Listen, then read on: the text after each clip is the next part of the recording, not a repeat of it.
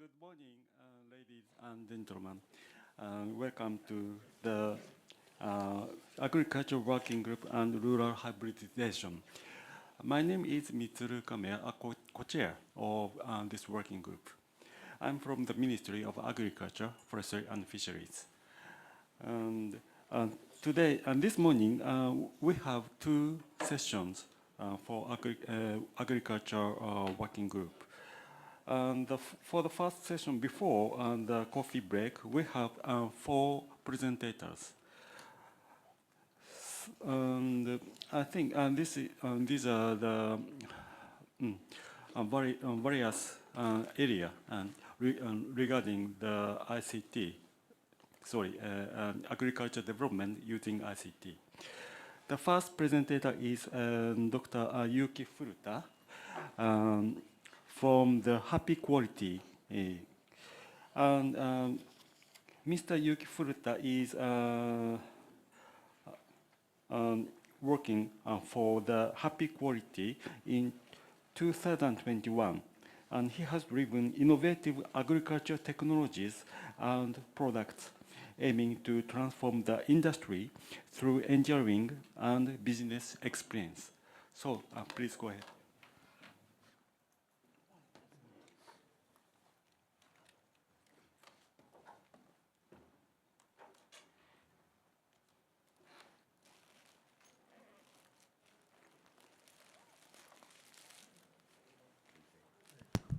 Good morning, everyone. I'm Yuki from Happy Quality.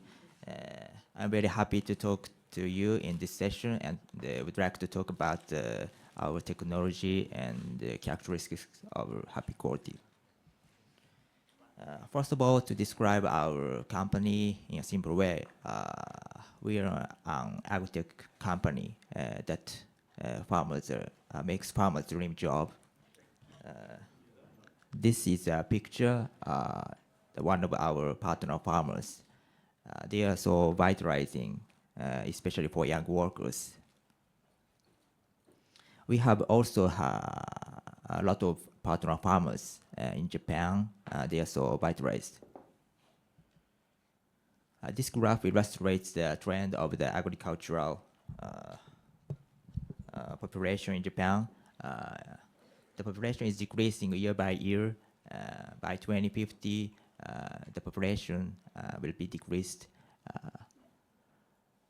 by 80%, and the agriculture production will be cut in half. There are many similar areas in the world, and the food problems is also serious. While the aging of the population and declining the birth rate are some of the reasons. But we believe the most important reason is the lack of the young workers who do want to work in farming. We have three solutions. The first is to provide unique business model for farmers to earn money.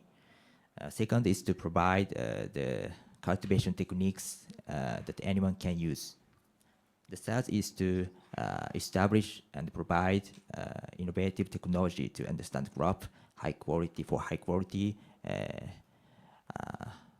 production rate. We are especially focusing on the tomato market in the world.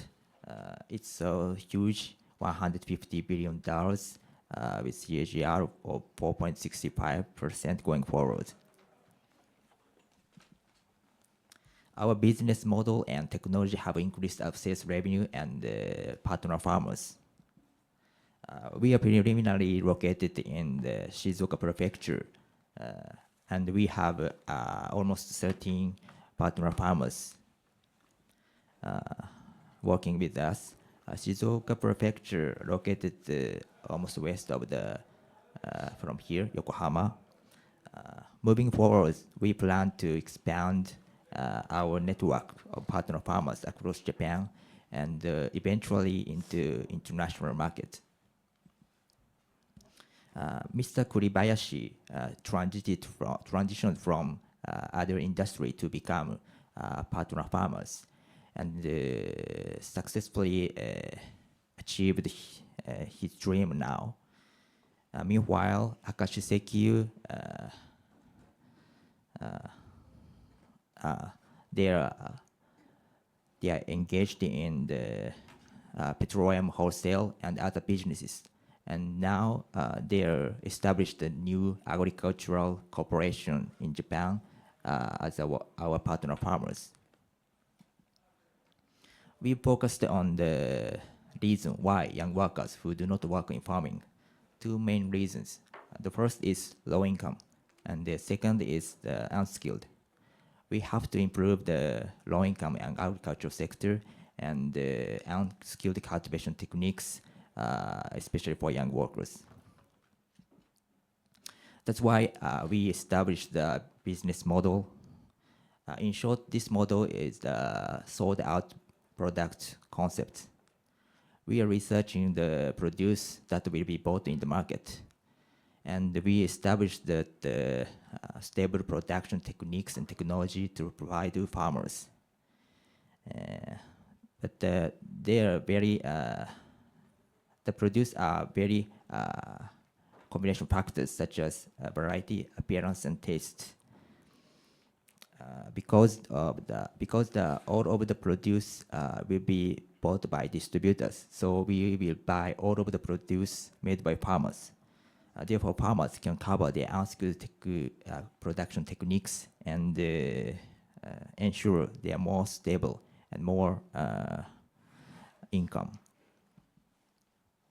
One of the biggest obstacles to entering agricultural sector is the initial investment in equipment. Building a brand new greenhouse costs easily tens of millions of yen. This may not be an issue for large companies, but many individuals give up due to the cost. To address this, we offer an alternative approach utilizing the used greenhouse. This allows us to significantly reduce initial cost, so making it easier for more people to entering the greenhouse sector. Our cultivation techniques use small rocker 6x6 cubic rockers substrate, and optimizing the every aspect from irrigation to design, such as cultivation materials, nutrient solutions, and seedings. The concept is so simple that anyone can do it. This ensures that our system is highly adaptable and scalable, easy to entering greenhouse sector. We've released to our own brand produce based on our business model, tomato and musk melon. Melon called as Happy Toma, there has three main characteristics. First is the stable production all seasons in Japan, and realizing functional labeling with GABA and lecpin, and also quality assurance all of the produce. You can see the number 6 to 10 in the front of the package. It indicates the sugar content level. We divided each sugar content level, detecting the sugar content sensor. Musk melon has a visually appealing and juicy melon, and we have controlled the potassium concentrations low level compared to normal melon. It's for especially kidney disease people for local melon. From here, I'll introduce our system and technology that makes our farming more efficient, more high quality, and more high production rate. The first thing is the AI-based irrigation. Watering is the most important part in agricultural sector, but many expert farmers conduct it by experience and guesswork.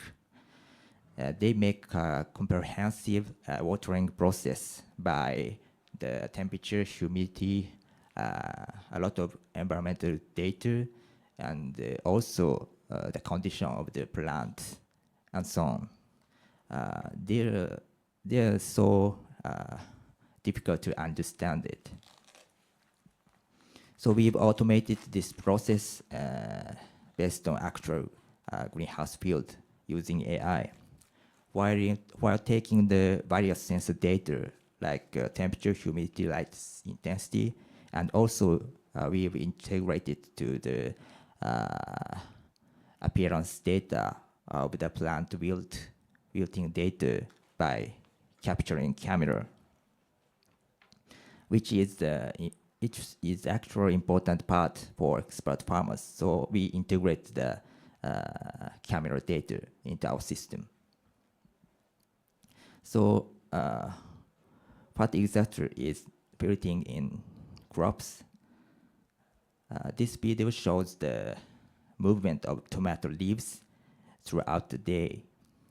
You can see how the leaves move significantly up and down.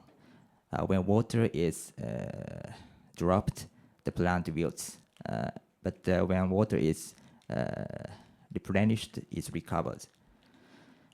We are developing the AI detecting system to qualify and predict these movements. In this video, estimating the plant leaves shows the red rectangle and estimate the angle of the leaves of the AI skeletal motion technology.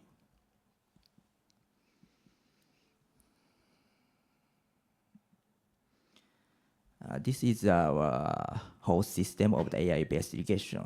Left is the capturing image and calculating wilt, and below the graph is shows the environmental sensor data, and integrate them to our AI model. AI model estimates the and conduct the water timing and volume, like upper graph.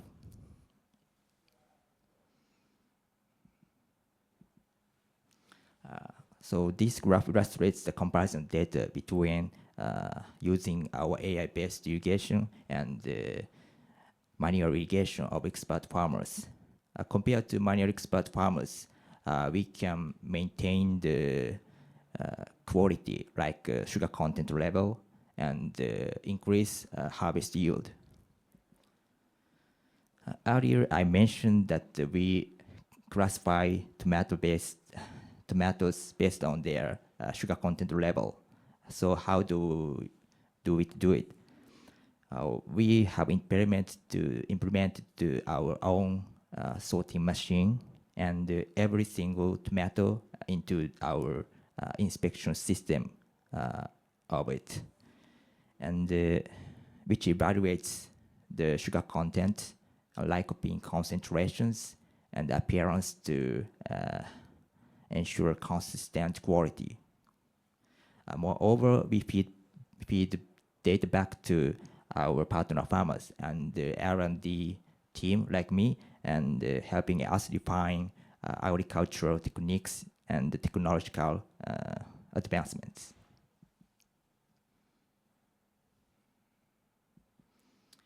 At present, there are a lot of wide range of information about cultivation techniques and technologies.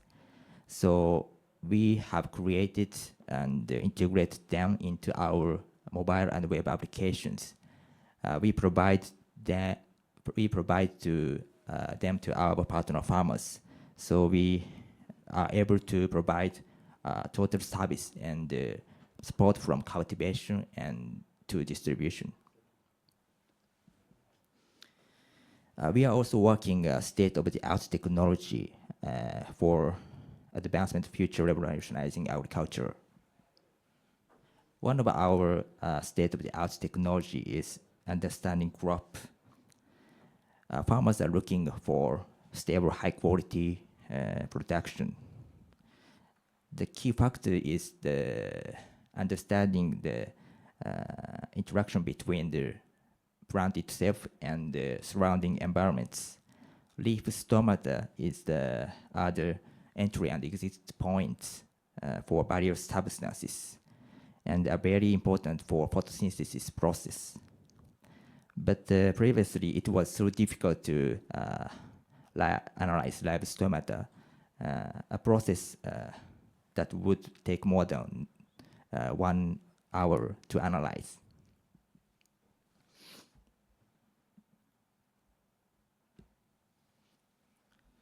So to address this, we've developed the world's first AI device that can observe directory live stomata and also calculate stomata data using our AI. The device shown in the video allows us to analyze leaves 800 times faster than before, while they are still alive by pinching the leaves and then analyze them with a smartphone application using AI.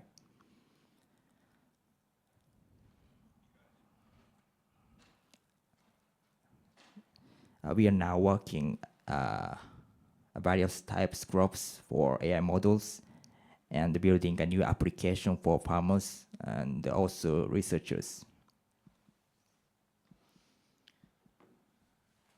Next is the 3D technology, digital twin for agriculture, which is rapidly advancing technology, and we believe that it has the potential to revolutionize agricultural field. We are working on our own 3D spatial crop and greenhouse facility model. We can create all of them using our own LiDAR sensor, camera sensor, a lot of technology. The picture shows a detailed crop and facility model.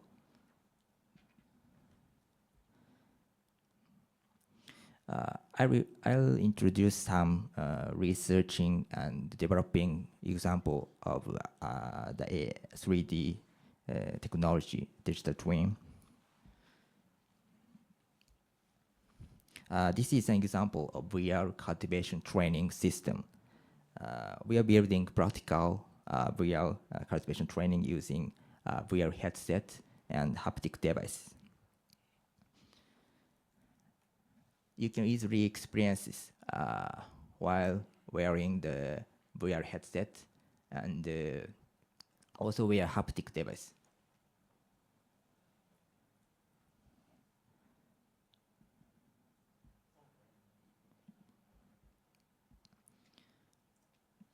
And it's also, we developed a system that can experience the hazards training. There are a lot of dangerous situations and machinery in the real greenhouse and green agricultural fields. So workers can easily experience the dangerous situation without real field. It's a low movers, dangerous situations application.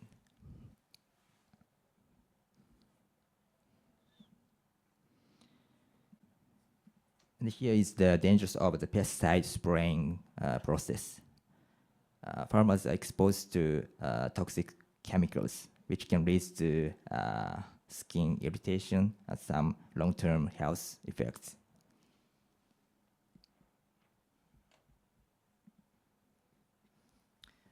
Next, we are working on computer vision applications. There is potential for this to be used for when bringing learning from a simulation environment into the real world. This is a joint research project with the Shizuoka University in Japan. We are trying to create a more precise AI model to detect crops, a lot of disease using synthesized images from generated our digital twin. It indicates the potential to create more precise AI model using the synthetic data from virtual reality.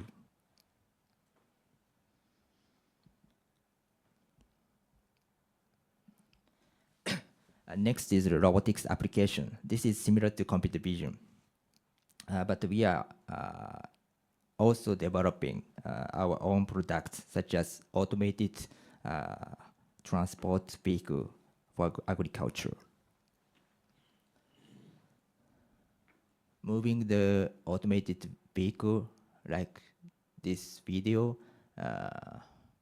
can easily detect disease, injuries, and some accident in the field. And we are using the digital twin technology as a simulation for autonomous driving. It's too difficult to autonomous driving in the real field, so we are simulated on the digital twin model. Here's the example. Left is the digital twin movement on the robot. Right is shows the robotics application. And finally, we are trying to expand the global market. We are now have some partnership in Singaporean school and the companies. We are trying to introduce our system and technology into global market. Our vision is to create a global standard in agriculture from production to distributions. The team includes some of the experts, finance, wholesaling, cultivation, IT, and AI for creating global standard in agriculture. Thank you all very much.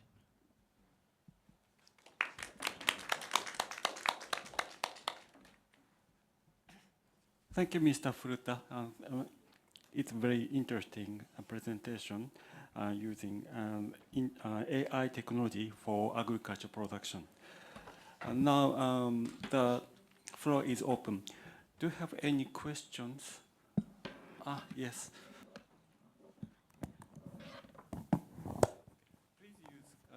Please say your name. Okay. My name is Virachai Tanpipat from Hydroinformatics Institute, and I'm a co-chair for this working group. My question is about the marketing. You said that you will buy all from the farmers. How does it work? I mean, you guarantee it to buy all the product from them? Our company's CEO have experienced 21 years experience in the wholesaling in Japan. So he have a lot of connection on the market. So we can all of the produce made by farmers. Yeah. And that is the, well, have it before you have this AI thing, like for the background of the company. Yeah.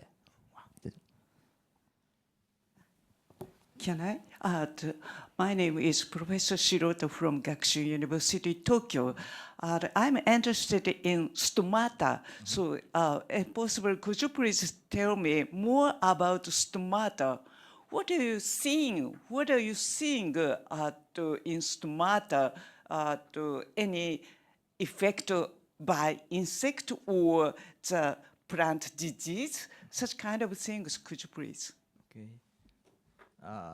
Our device, stomata device, can detect directory stomata, and our AI can easily analyze the aperture and the density and some information of the stomata.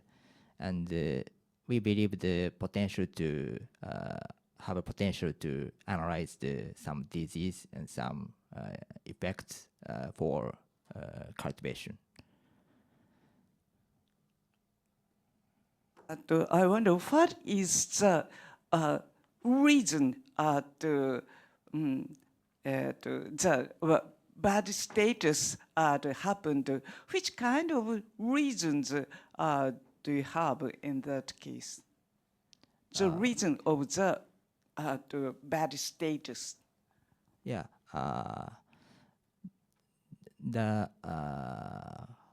Basically the stomata hope to opening in the sunlight time, but some farmers they are so closed because they're not efficient watering or some environmental conditions or some facility conditions. We can detect them.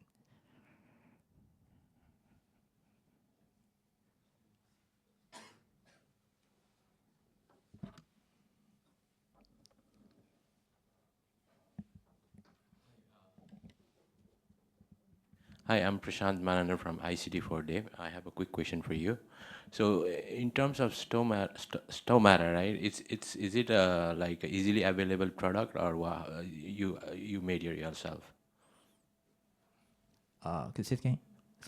The stomata, right? Is it like easily available in the market, or you made your own? Not our own. We are selling in Japan. That's the product. Product. You selling, right? Yeah, selling. Oh, okay. Yeah. And what type of AI algorithm are you using on that?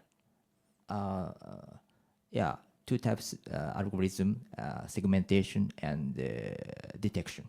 Okay. All right. Thank you. Hello, I'm Pusan from NREN, Nepal Research and Education Network. I have one question, like developing country like Nepal, no, where there is no data at all, no. So I mean, to start with the AI-based technology, is it feasible the country like Nepal and other developing country where there is no data available for base data? I mean, to start with. Okay, thank you. Yeah, we want to do it.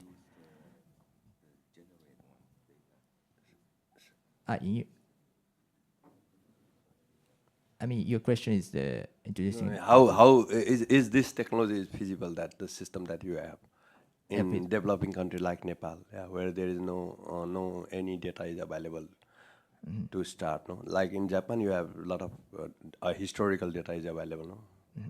So to start with that data, that is feasible here, but I don't know whether that is feasible in context of Nepal, where there is no any historical data about the plants or whatever you require. Yeah, maybe we can connect the data Japanese base into Nepal. Sorry. Can you repeat? Yeah. Yeah, maybe we can connect our AI system. Okay, Japanese data. Japanese Yes. data to. Yeah. But I think the data that you have in Japan, even like the parameters or the soil or whatever, so I don't think that match with the environment in Nepal, I think. Yeah, yeah. We want to try to. Okay, thank you. Then try in Thailand too. Yeah. Yes. Try everywhere.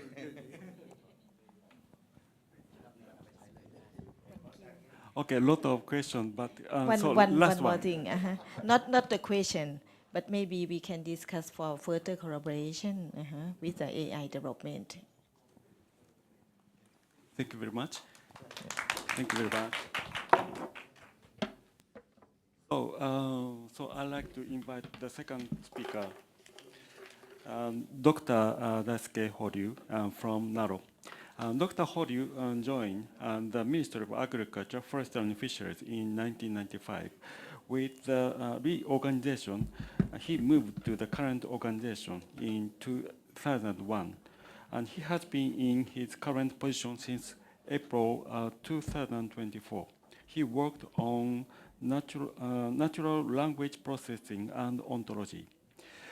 The title is AgWG, Agriculture Data Infrastructure in Japan. Okay, please go ahead.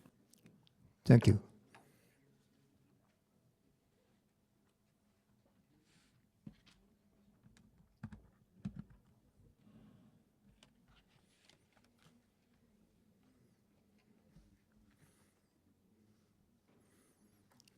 Thank you for introducing. I'm Horyu from National Agriculture and Food Research Organization in Japan. Today, I'd like to introduce WAGRI. This is an agricultural data infrastructure in Japan.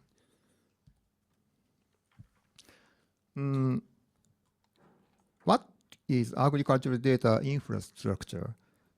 WAGRI is a public cloud service that makes it easy to develop web services and applications that save farmers labor and improve agricultural profits.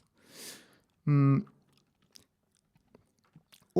of WAGRI is shown here, and WAGRI provides a variety of data needed for agriculture in a centralized manner.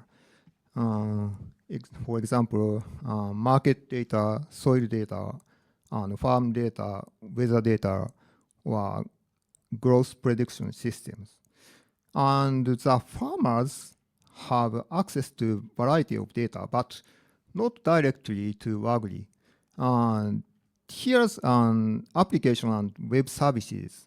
Farmers access applications and web services, and these applications and web services access to WAGRI. So data flow is shown here.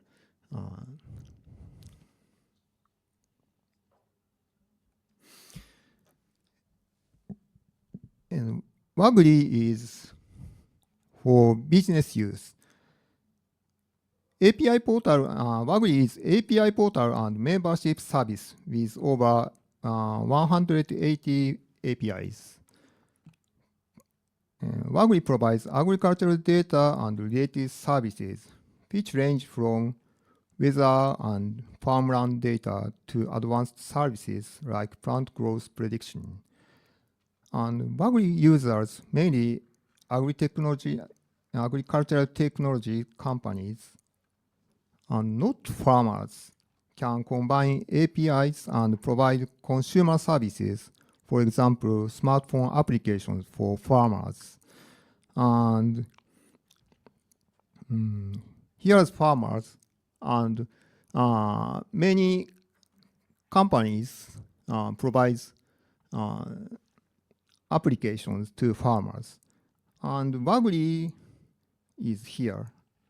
And WAGRI provides various APIs. So the business model is B2B2C model.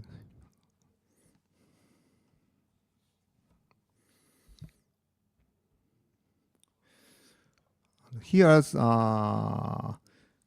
image of WAGRI utilization. Through WAGRI, the farm management system will be able to import field polygons.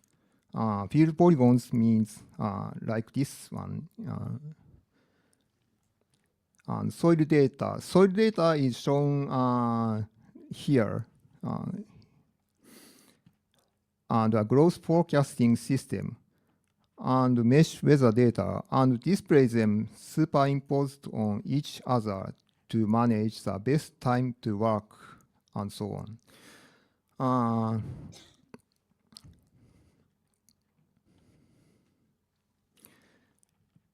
Here's field polygons and weather data and soil map data. These data are provided from WAGRI, and the application composed to this interface. I'd like to show 3 examples of utilization by private companies. First, Farm Alliance Management Corporation. This application is Farm Chat. This Farm Chat is uses WAGRI's disease and pest image diagnosis program and market data, and they are linked to smartphone application. The API, market data API, and the diagnosis program is integrated into this smartphone application named FarmChat. And the user, for example, can send image of pest imaging. When you upload image of the leaves you want to diagnose, the diagnostics are distributed in a chat-based bot.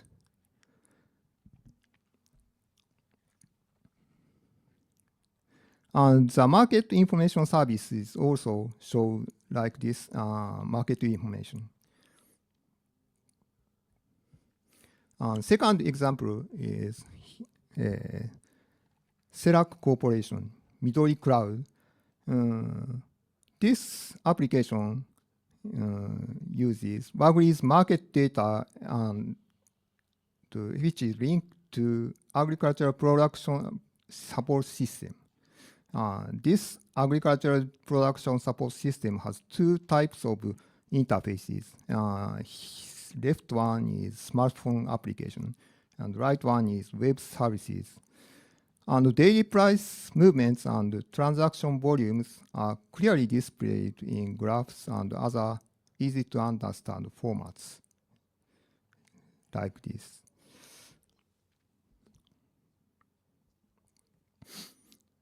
And the third example is S3 Japan Corporation. And the application is ArcGIS Online. WAGRI's field polygons, farmland information, soil maps, and weather data are linked to cloud GIS services. Here's some APIs of WAGRI. For example, weather data API and farmland APIs are integrated into ArcGIS Online, the cloud GIS services. And the user can farmland data seamlessly in this, like this, and like this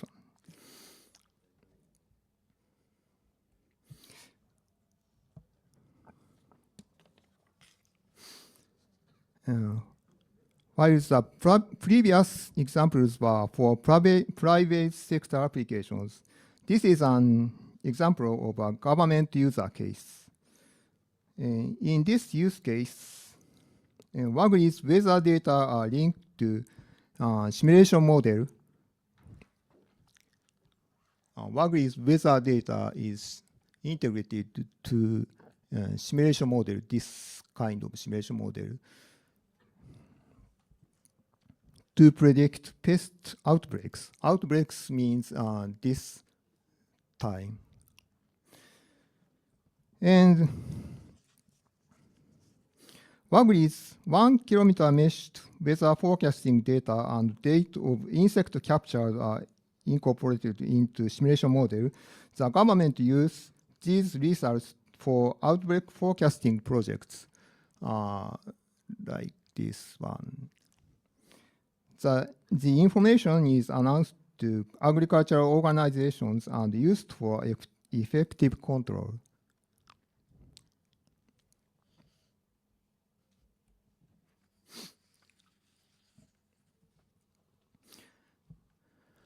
And here's system architecture. WAGRI API platform is running on Microsoft Azure. This blue color area means Microsoft Azure platform. And the platform provides authentication and authorization functions here, shown here. And the applications use this authentication and authorization function.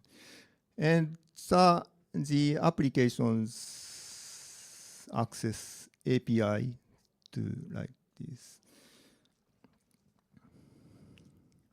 And the system has an interface to external APIs and servers and databases shown here.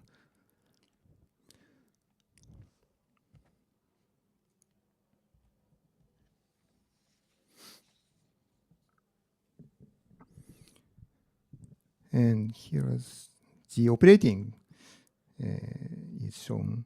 Nano is operating body since 2019 of WAGRI. And eight persons are in WAGRI promotion office, and including me, and we all are responsible for actual operation of the system. The main task is, for example, maintenance and operation of the system, and technical support for use, and user management and billing, and so on. And we maintain data services and APIs more than 180 APIs. The WAGRI members make an application to use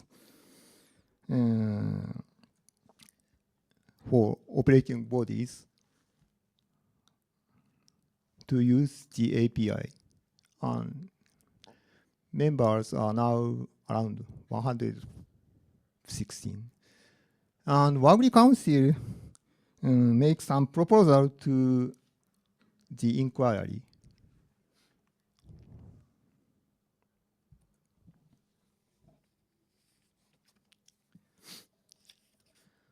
And here's example of APIs.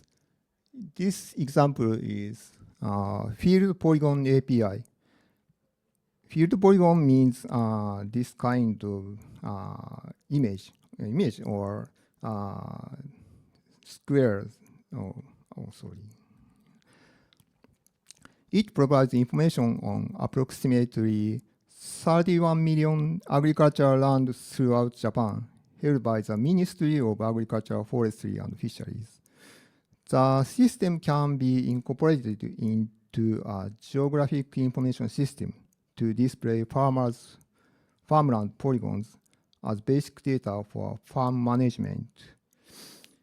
This shows that display of field polygon information data on a geographic information system. And then this one is display of field polygon information overlaid with aerial photographs.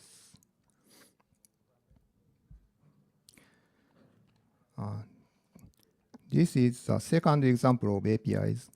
1 kilometer mesh long-term forecast API.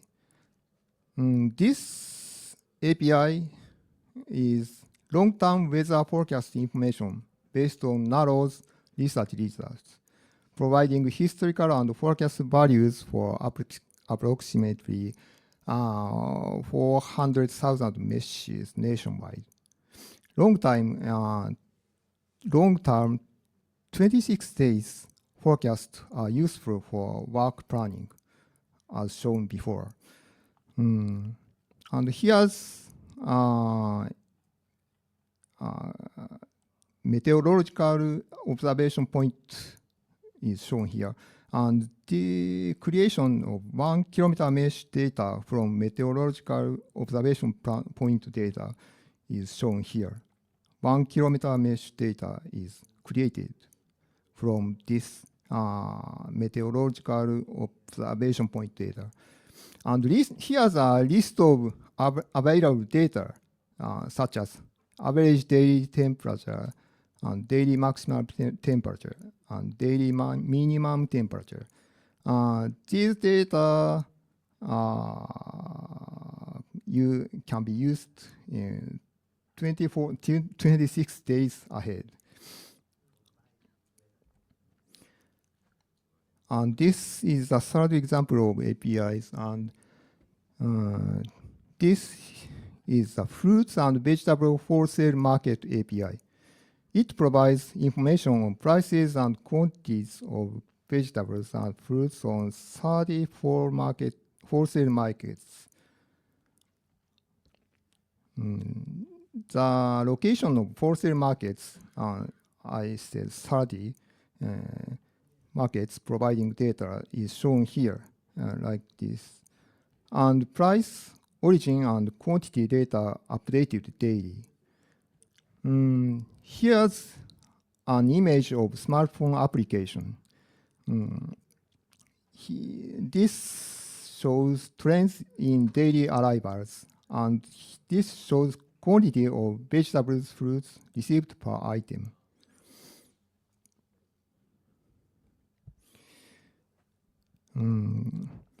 This is also example of APIs, and this is diagnosis and prediction API of diseases and pests.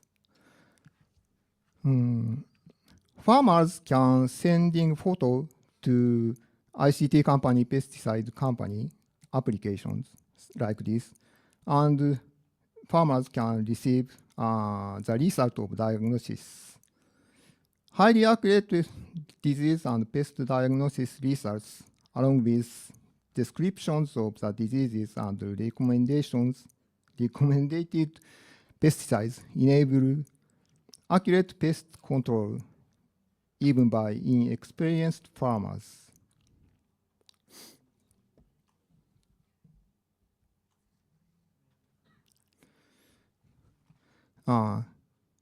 AgWG APIs like this, so many APIs.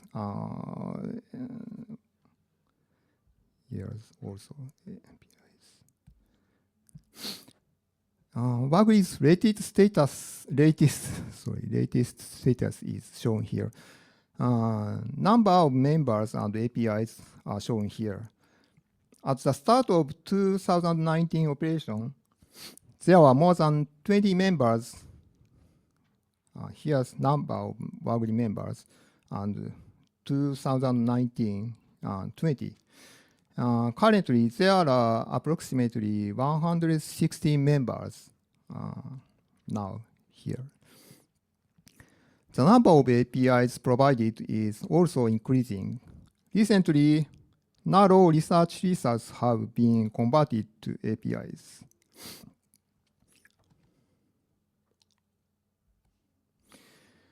And number of access. The total number of access was 15 million, a single-digit increase from 2020. The number of access is dominated by data that changes daily, such as weather information and market conditions. APIs for advanced analysis, such as growth forecasting, are also high on the list.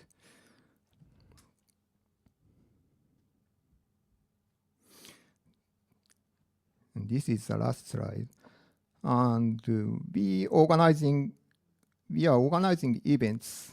Events are held to provide information to AgWG members and to promote applications developed by members. And the events held last year attracted approximately 300 visitors, as shown here. Thank you.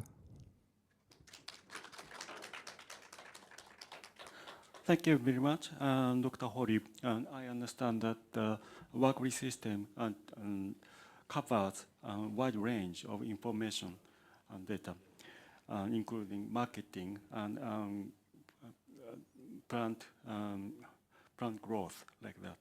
So, because of the time constraint, we can accept 2 questions. Do you have any questions?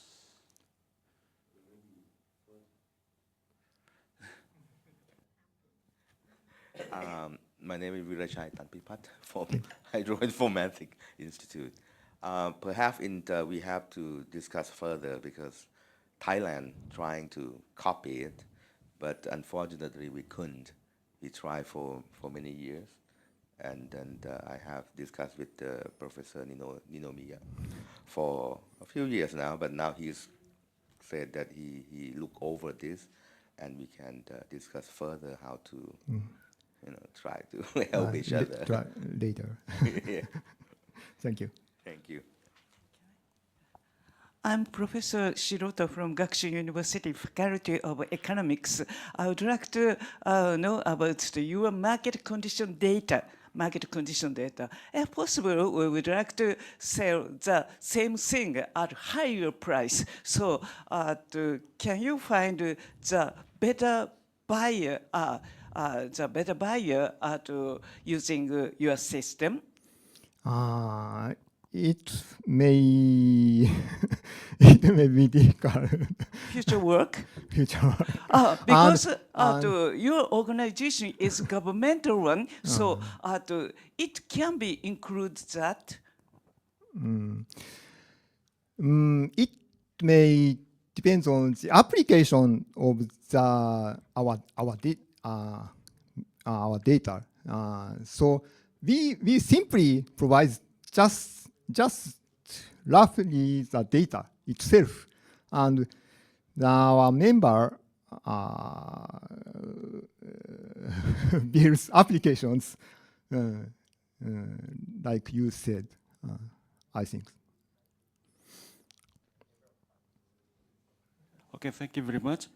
We can discuss even in the during the okay, one more question.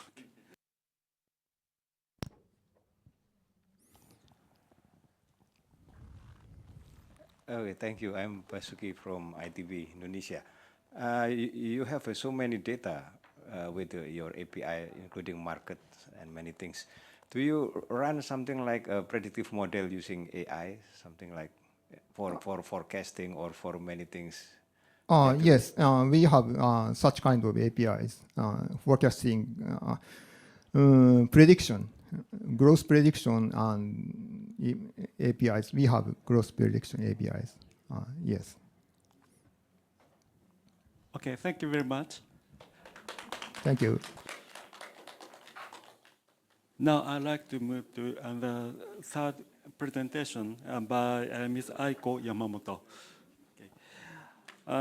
Ms. Yamamoto joined NARO, National Agriculture and Forest Food Research Organization, NARO, in 2017. And now she is working for the Ministry of Agriculture and Forestry and Fisheries since 2023. And she is actually she's a colleague of mine. She is now in charge of planning and management of the ministry's supercomputer system. It is called Scientific Computing System, SCS. So the title of the presentation is Future Prospects: User-Friendly Scientific Computing System for Agricultural Researchers. Usually, agricultural researchers are not the professional or experts of the ICT. So her presentation is focused on how to make this system, how to make the system user-friendly for agriculture scientists. Okay, please go ahead.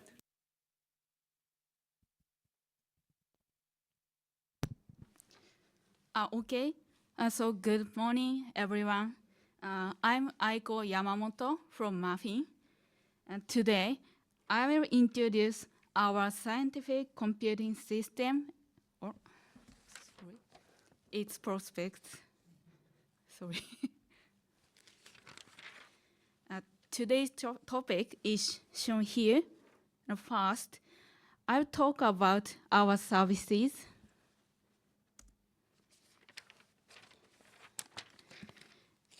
We have 4 services, MAFFIN, NSS, NRS, and SCS. We mainly operate 4 systems as shown here. MAF Research Network, MAFFIN, is high-speed network connecting about 70 agricultural research institutes, including branch centers in Japan. Network Service System, NSS, provides information sharing services such as mail system and file sharing system for MAF research institutes.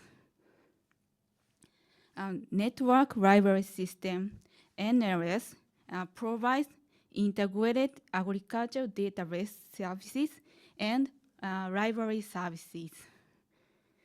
And Scientific Computing System, SCS, provides supercomputer system, HPC system, related applications for scientific computing and agricultural database.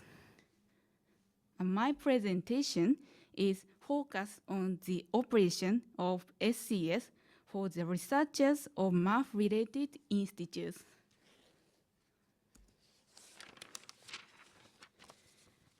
MAFFIN is a part of the Ministry of Agriculture, Forestry, and Fisheries, MAF. We are based on Tsukuba City here, about 50 kilometers northeast of Tokyo. And Tsukuba City is generally regarded as a science city, and most of the headquarters of National Agriculture Research Institutes are located in this city. MAFFIN is a high-speed and safe network that connects about 70 access points and from the following 6 research organizations, including branches as green points in this picture. Internet connection is 20 gigabps. And MAFFIN is provided around Tsukuba, allowing users to proceed smoothly with their research by using our services. It is also connected to SciNet and APAN and other network, which contributes to national and international research activities. This slide shows SCS overview.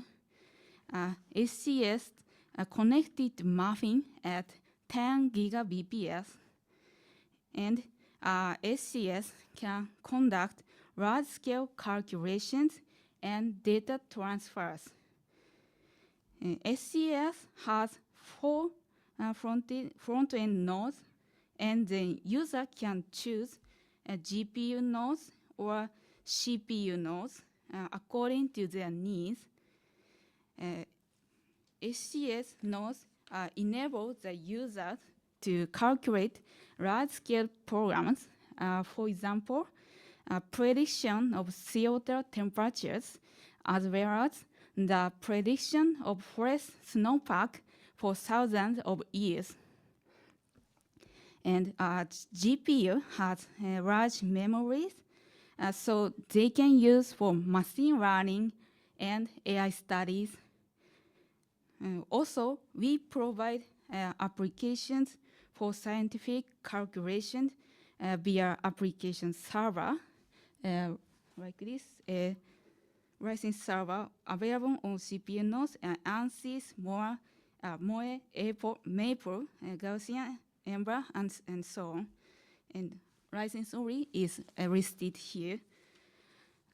Also, we provide and the database related to agriculture and meteorology, like this.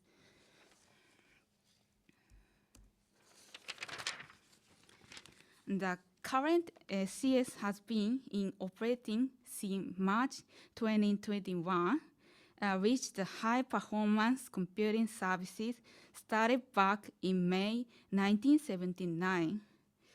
The total double precision theoretical performance is 638 teraflops, and the current system is leasing contract for 4 years.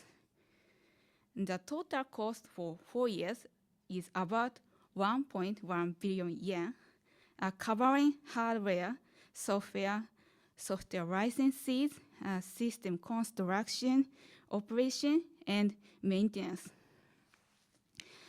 This is a rather compact supercomputer. The performance ratio is approximately 1/760th of Japan's largest supercomputer, Fugaku. There are 3 notable upgrade points from the previous system. First, we added GPU nodes. And second, we shifted full SSD storages and changed in the file system to raster. And third, we have introduced various scientific applications, including open source applications.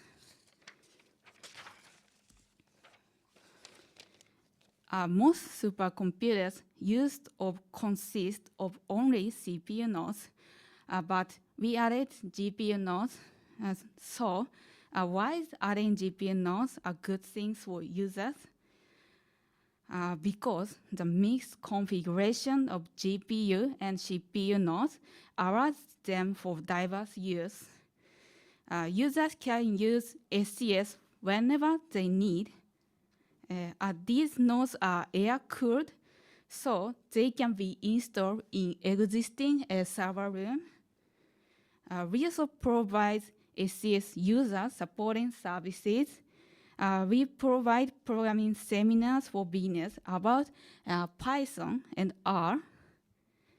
For users who have difficulty in using supercomputers and applications for their research, we prepare manuals for the applications. We also provide research consulting services in using SCS as needed. Here is a description of my work at SCS. A summary of my duties is shown on the slide.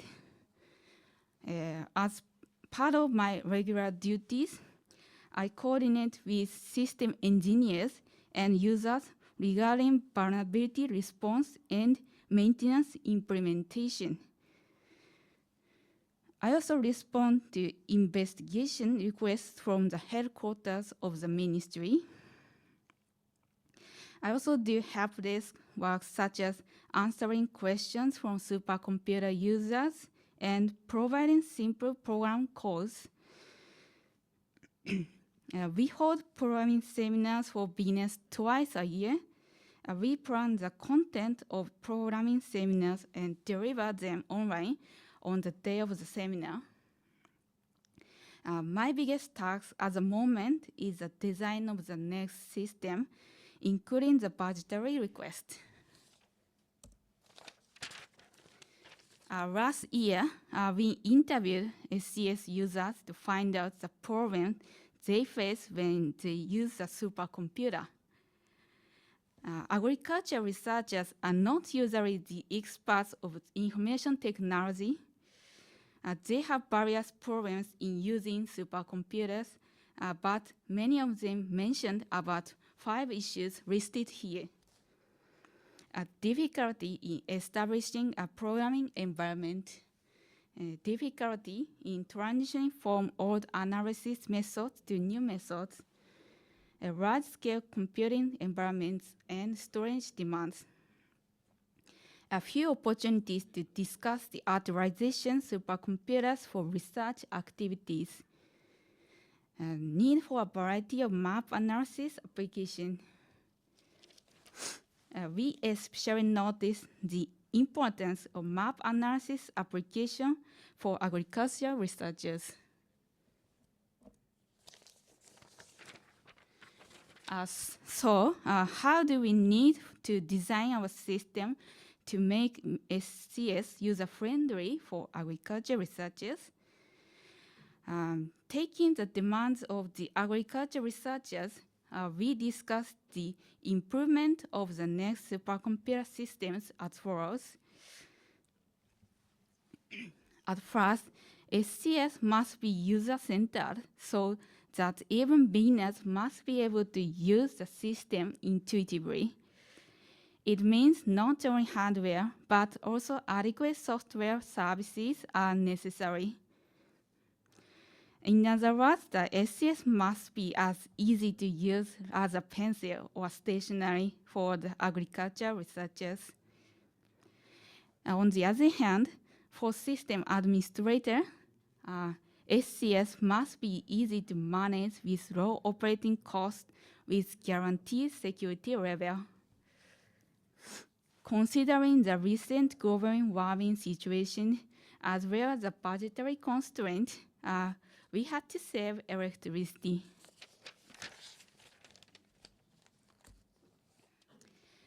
As the operation of the next SCS term is going to start in next March, we are discussing the procurement of the SCS systems as follows. First, we decided to improve the computational performance values, and storage capacity will also be increased to more than double from the previous system, previous capacity. And we are going to introduce open on-demand system and a map analysis application with diverse use and diverse functions. We are also considering the introduction of an easy-to-use machine learning system with a GUI that does not require the construction of a cumbersome programming environment. We will hold the seminar on programming and application more frequently to meet the beginner's demand. We are also trying to introduce more manageable and eco-friendly system. At first, we will reduce the number of servers and introduce virtualized servers to save operating costs. And we will also introduce a low power consumption system. This slide is the image of open on-demand system. In general, when we access a supercomputer, we need to create the SSH key and place the public key on a given server and connect with a terminal client. This process requires specialized knowledge, but open on-demand system does not require any difficult knowledge of security and allows us to securely connect to the supercomputer. We can use supercomputer environments with their internet browsers and use the supercomputer system intuitively. And from the web, users can perform job management, file operation, application execution, and run virtualization tools. The users can run virtualization software and numerical simulation tools. The platform also provides tools for visualization job outputs and data, making data analysis and result visualization easily. These are the examples of the map analysis applications that will be introduced in the next SCS. For example, field survey application of ArcGIS are available not only their PCs but also on their smartphones. The users can analyze map during field visits more easily and more conveniently. In addition, you can analyze area photos taken from a drone in various ways, including temperature and vegetation focus analysis. like this.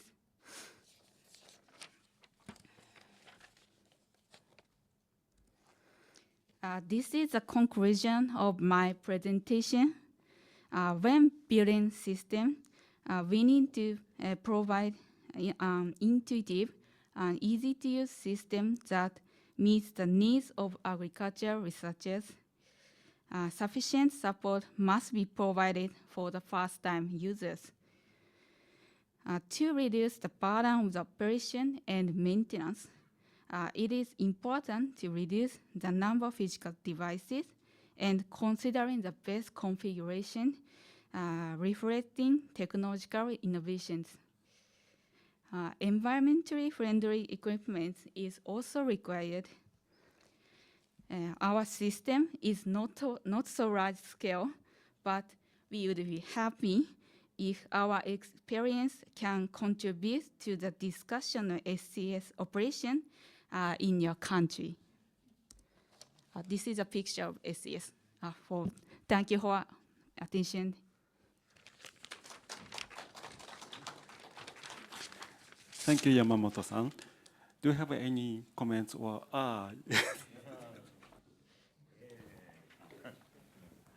I'm Takuji Kiura. For previous, not previous. The former chair of this agriculture working group, and I'd like to ask how to apply the foreigners to use your supercomputing system. Or easy to question. Can you share your machine through the APAN network or not? So SCS is, how can I say, limited use for MAFFIN users, but APAN researchers can, how can I say, may collaborate with MAFFIN users. Maybe you can use our supercomputer system. But anyway, it is not easy. And anyway, the first we have to you have to collaborate, have the collaborative researches. You need to make the list.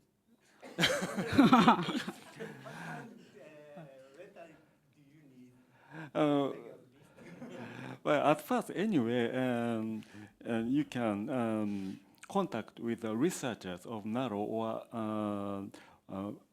Fresh Institute, Research Institute, like that, and well, individually, and yes.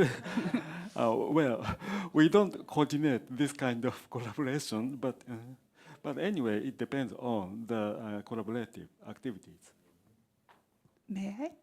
Yeah. I'm Professor Shiroto from Gakushin University. So your ministry is also responsible for controlling chicken, pork, and cows. That supply chain management. Yeah. So in Japan, bird flu problem is a big problem. Yeah. So is this system is available in future or that problem is beyond this system?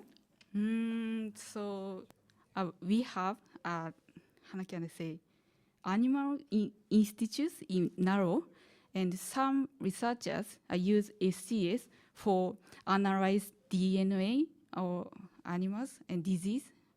So it maybe contribute to solve the problem maybe in the future.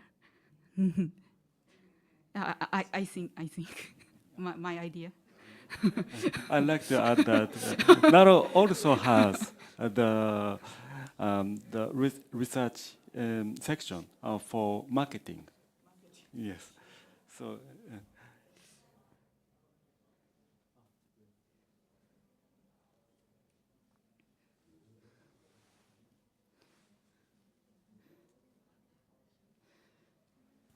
Since you're talking about the user interface, Yeah. right? So did you conduct survey to the end user for user interface improvement? Yeah. This. Yes. Yeah. Open on-demand system is open source platform. So you can, how can I say, download from the GitHub web page, and many of them are used for use the supercomputer more easily. Is it okay? So, because of the time constraint, we'd like to continue the discussion during the coffee break session. So, I'd like to introduce another presentation from Dr. Thank you, Mao-san. Thank you, everyone. I'd like to introduce Dr. Togami. He is going to have a very interesting presentation. Another interesting presentation. We have a time constraint, but we can shorten the coffee break. So please take your time, Dr. Togami. Okay, please go ahead. And the title is The Data-Driven Agriculture to Improve Productivity and Profitability Under Climate Change. Good morning, everyone. I'm Takashi Togami from Green Inc. Thank you very much for this opportunity to present our mega presentation today.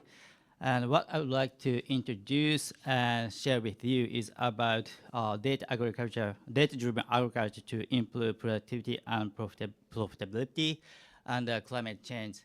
So let me introduce our company first. We are providing agricultural Internet of IoT solution named eKakashi, and this solution is actually developed by SoftBank. SoftBank is one of the biggest telecommunication company in Japan. So I was actually employee of SoftBank, and I developed this agriculture IoT solution.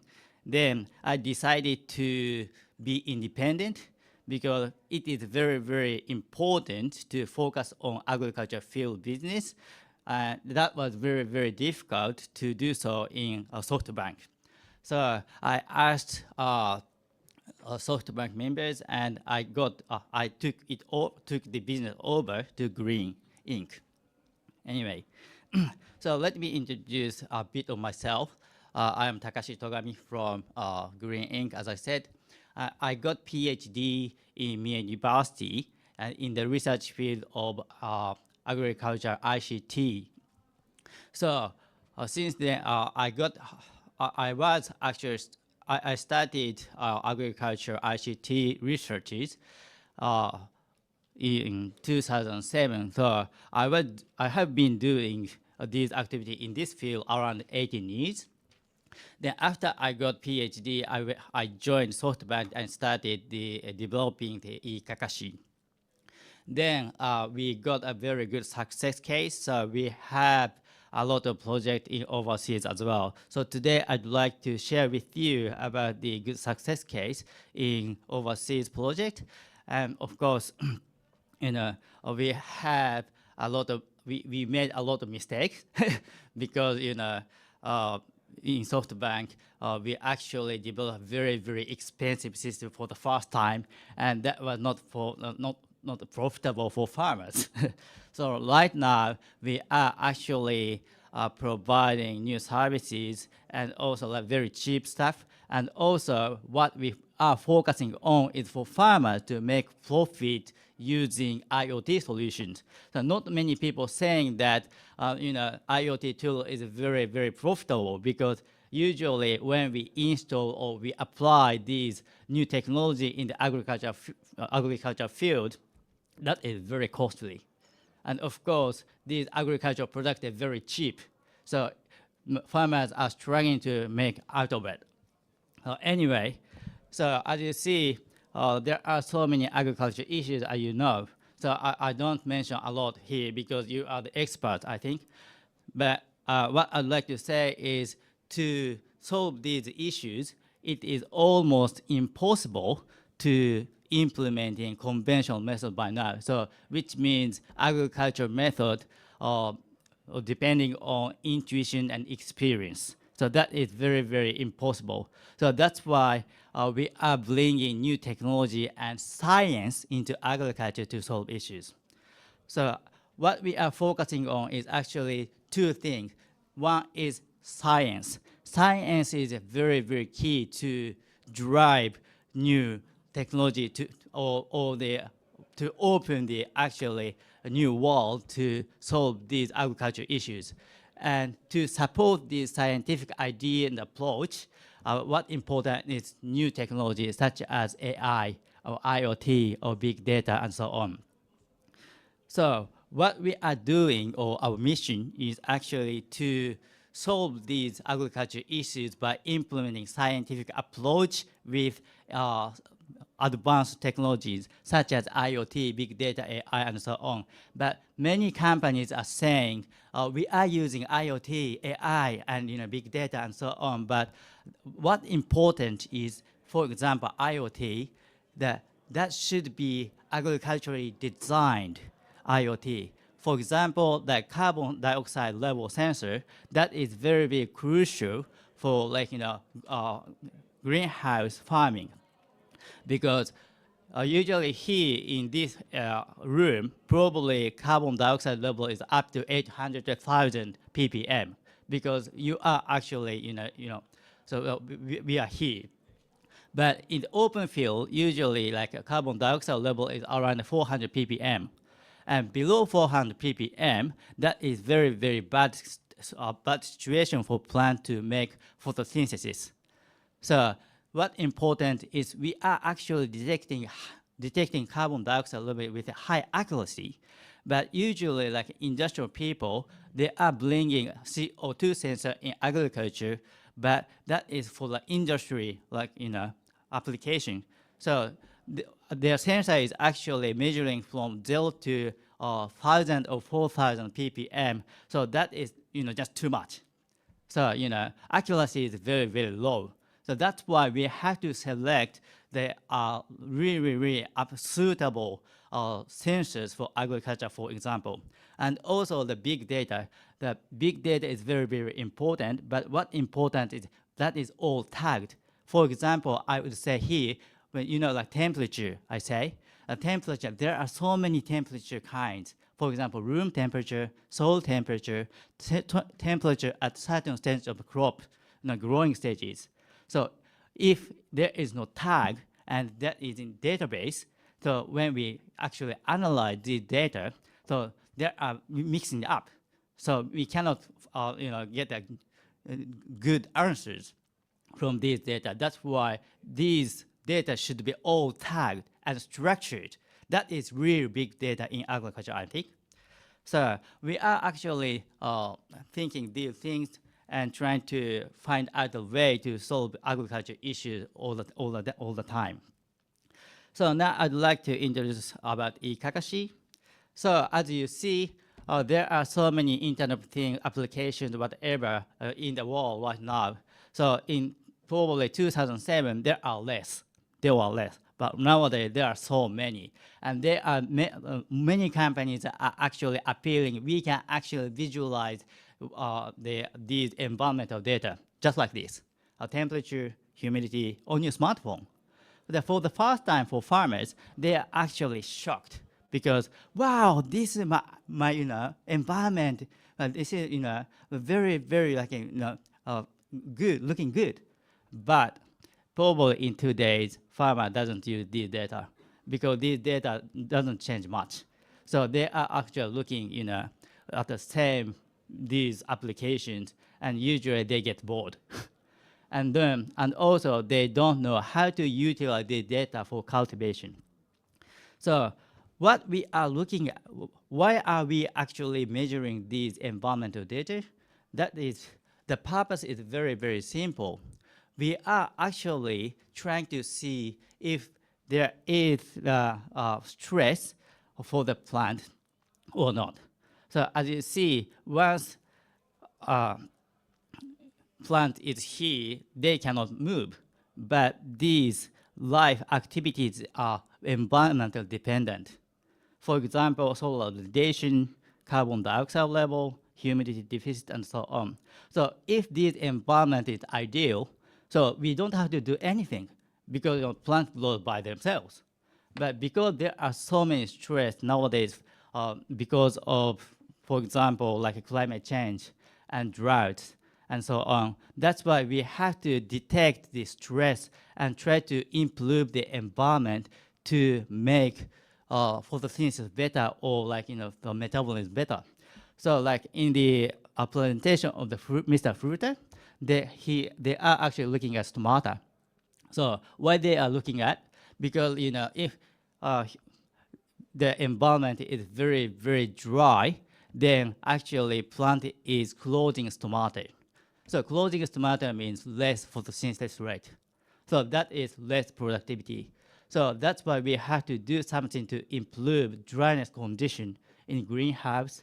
Then actually like plant can actually do photosynthesis more. This is like our simple idea. So try to detect the stress in the environment and then try to improve that environment as much as we can so that plant can do photosynthesis a lot and grow better. So this is our idea. So to detect the environment, so what important is these environmental condition collecting devices here. So this is a very unique devices. For example, here in front, this is a solar panel, and inside of these devices, we actually use nickel hydrate rechargeable battery instead of lithium-ion battery. Because lithium-ion battery is very, very good, but it is very, very difficult to handle when export. And also, it is really hard to buy for farmer at the home center or whatever. So, to make it user-friendly, we actually use low-tech. And also, we put SIM card inside. So if there is no power supply, or once you put it on, or once you power it on, then environmental data collecting is started automatically. So here is the case in Brazil. There is nothing, and there is no power supply. But we would like to know the condition about this environment. So we install these devices in nowhere in the soybean field in Brazil. Okay. So we are now, we can now collect environmental data so easily, but more importantly, the utilization of data is most important thing, I think.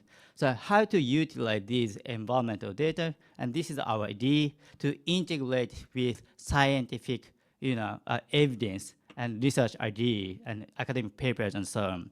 So this is example of Costa Hikari, a Japanese caterpillar lice, and these are the lined up by growing stages. In growing each stages, thanks for like researchers in previous research, these relation between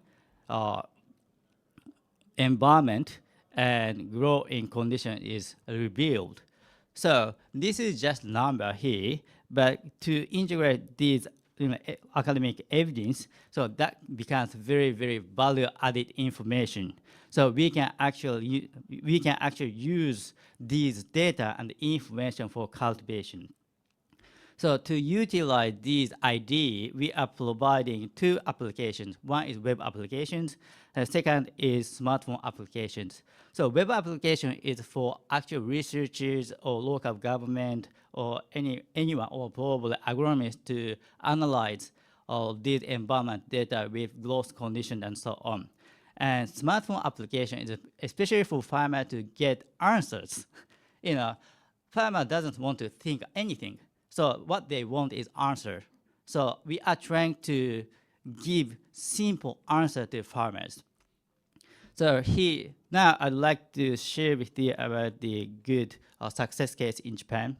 So in a greenhouse, it is very, very easy to control environmental condition or improve environmental condition, but open field in probably past 20 years, many people said that it is useless to collect environmental data in the open field because we cannot actually control climate. But because we are facing very, very bad conditions because of the climate change, for example, severe drought in Hokkaido or all around Japan. So we don't have rain when it's necessary. So now, Calvi Potato Inc. did a good feasibility study. What they did is very, very simple. For example, here control is actually gave the water according to the soil moisture value collected by these devices. And here, uncontrolled one, it just depending on rainfall. So that, see, these results were obvious. So of course, if there is no water, then potato cannot do a photosynthesis. So that's why they cannot grow. How simple is that? So usually in Hokkaido, they are actually cultivating 32 tons per hectare. So usually, like these e-commerce users are actually cultivating up to 10 to 20% compared to other area. So 10% increase in potato in 1 hectare. So that means 3.2 tons. So 3.2 tons per hectare. How effective it is, you know, like Calvi potato chips, that 60 grams of like small package.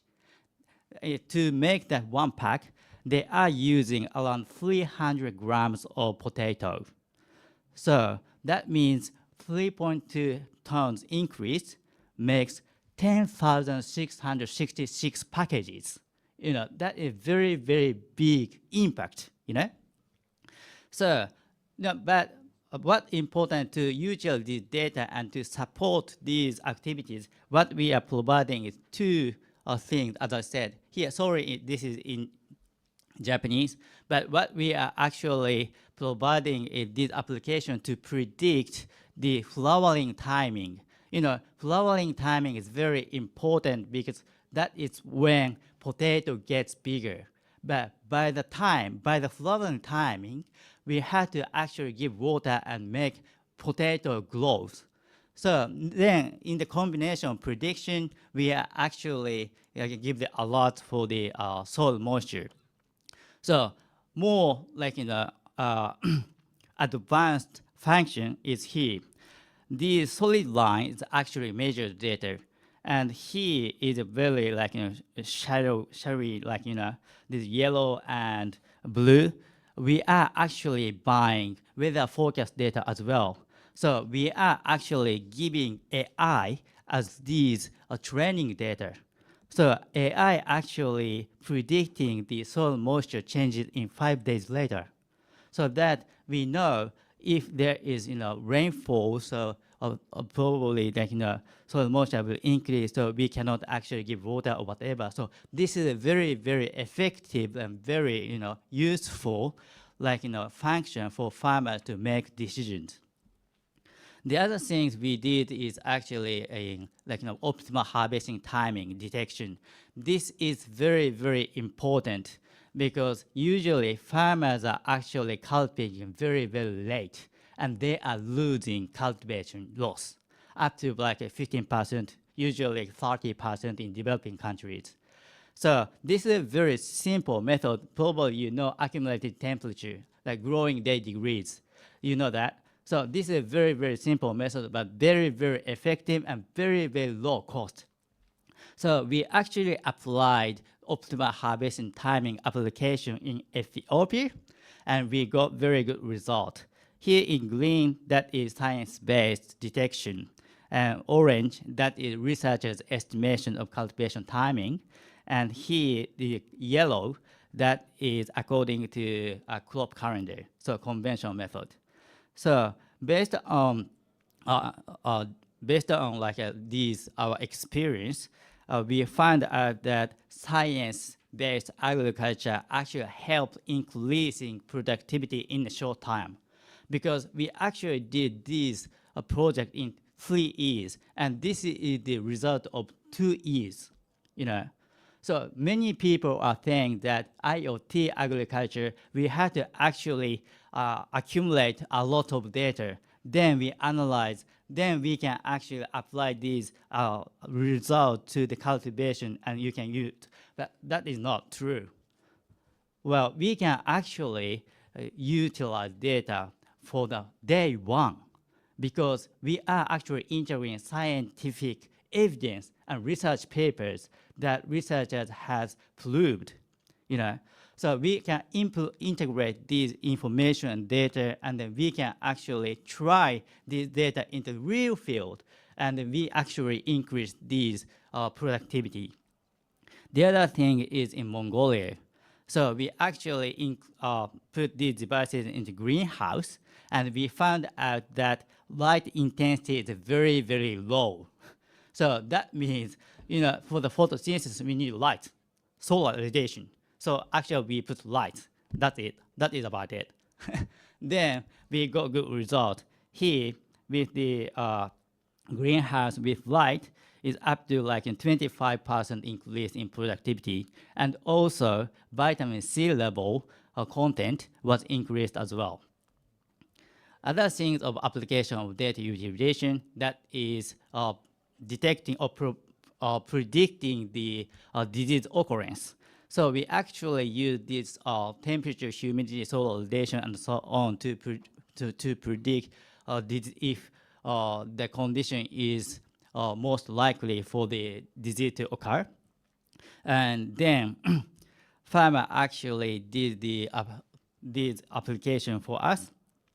So based on like, you know, here, for the soybean, they actually followed our guidance. Then they reduced 1 time the application of the agricultural chemicals. So they got up to $60 US per hectare. So that is very profitable.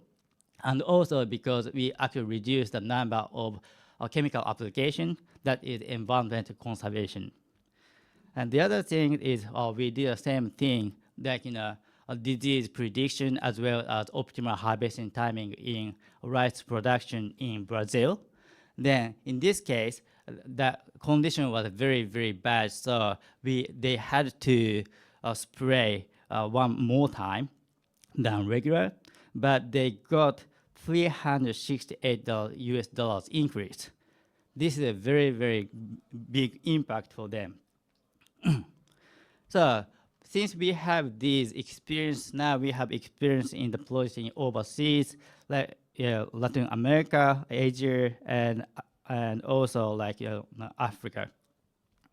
Unfortunately, we don't have any project in ASEAN countries. So if there is opportunity, I would like to go, and I'm looking for the chance, and with the budget as well, hopefully. So this is my final slide. When we do the project, we actually activating these 3 cycles at the same time. For example, one is value added. So that means to produce profitable products for the farmers, because if that is not profitable, farmer cannot, you know, sustain. You know, the other thing, for the sustainability, we have to think about the environment as well.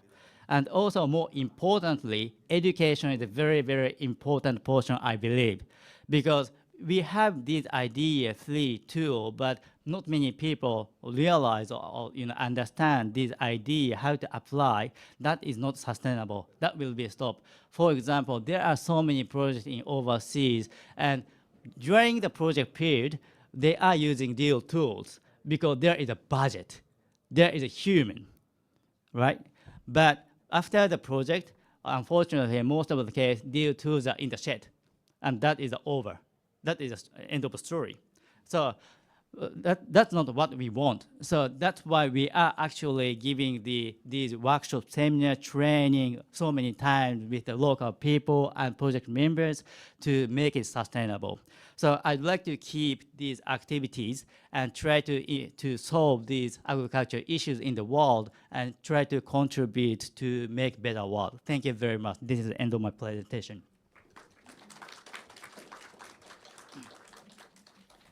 Thank you very much, Dr. Togami. And I was quite impressed that Kakashi is also the supporter of GIRCAS. Well, because of the time, yes. Just one thing, maybe can you like join us by the end of the session before lunch? Okay, sure, We sure. would like to discuss for further collaboration for ASEAN countries and also for with a project with JICA, we can develop the project together. Yes, please. That's it I would like to say. Thank you very much. Thank you. May I ask you a question? So you say the education is very important issue. I can't agree more about that. So how do you do in foreign countries? So by using the data, could you please tell me about? So in the foreign countries, especially developing countries, what important is to transfer knowledge of IoT tools and applications. So there are kind of steps. For the first time, I introduced what science-based agriculture is about.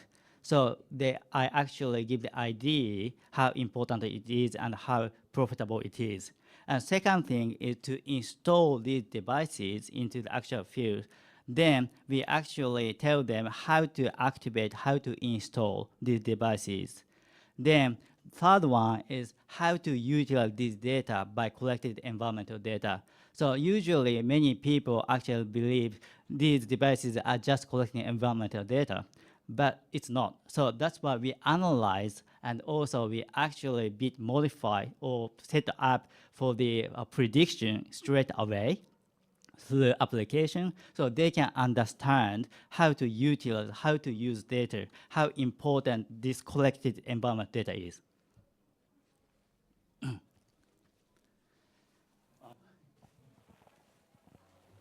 Okay, thank you. It's very nice, your works.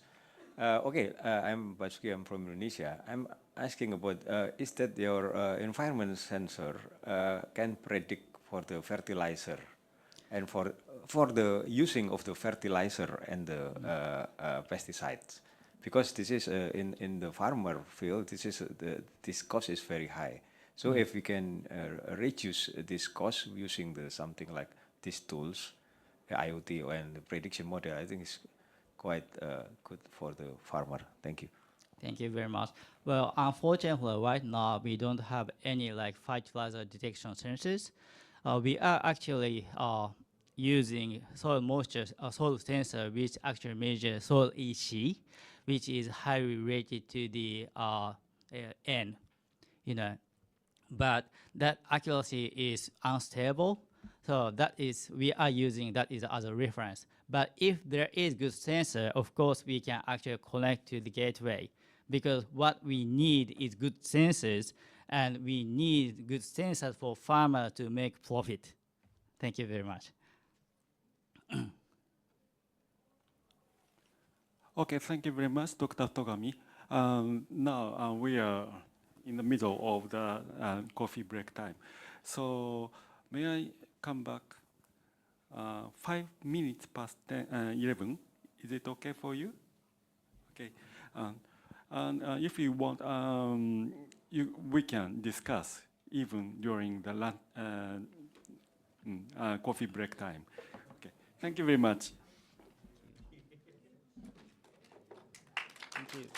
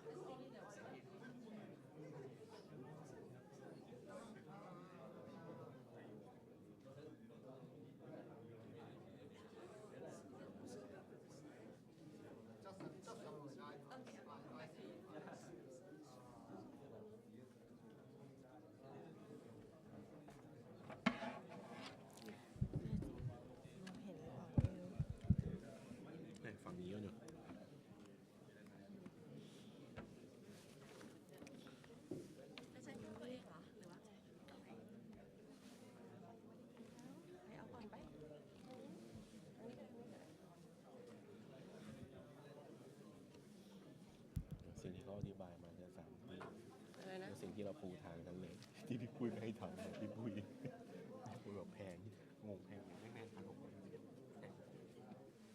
เขาเป็นระบบรวมประเทศไม่พี่เข้าใจว่าในเขาน่าจะสแตนดาร์ดไม่ใช่มันจะไม่ตัวเซ็นเซอร์เขาอันนั้นตัวกล่องใช่แต่ของผมก็คือกระจายรอบแปลง10 ตัว Yes,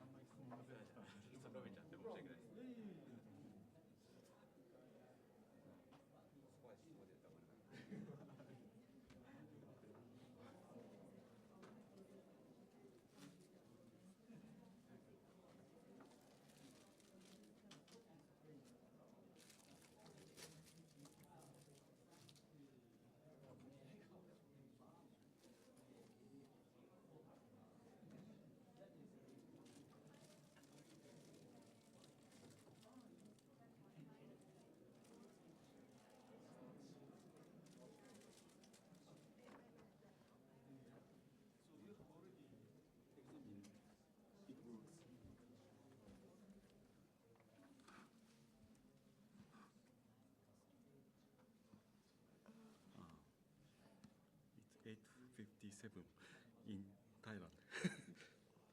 Oh, good, good. It works.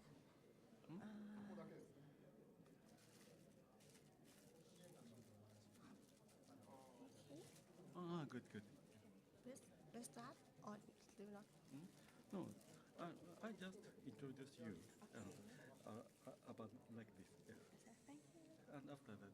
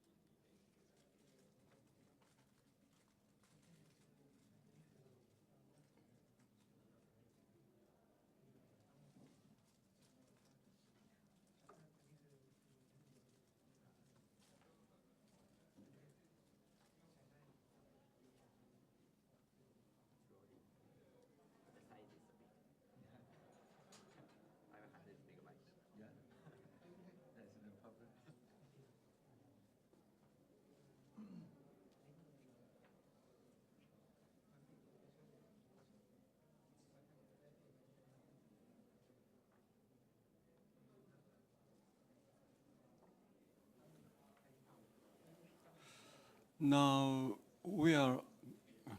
I would like to restart the session, but before beginning the discussion, we would like to take a group photo first. Okay. Now, okay. Please come.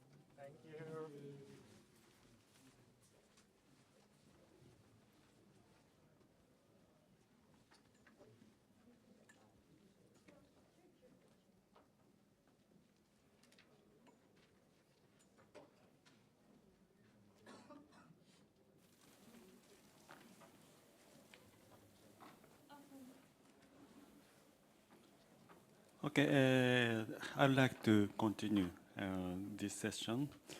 The next speaker is Ms. Warini Nanta from Hydroinformatics Institute of Thailand. She is currently a project management of an innovation development project for sustainable water management at Hydroinformatics Institute in Thailand. And she focused on manage project plans and revise and modify plans as appropriate for working and according to received policies. And in addition, she has been planned a project aimed at sustainable water management in the country. Okay, please go ahead. Good morning, everyone. My name is Warini Nanta. I'm a project management at Hydroinformatics Institute, public organization from Thailand.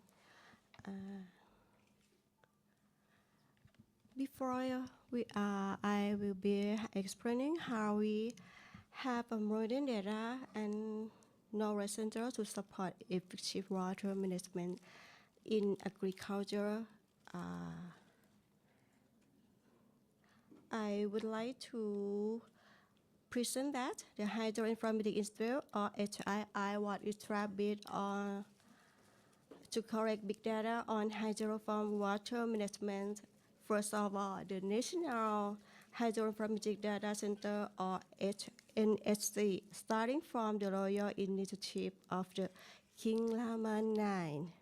That is for the picture. And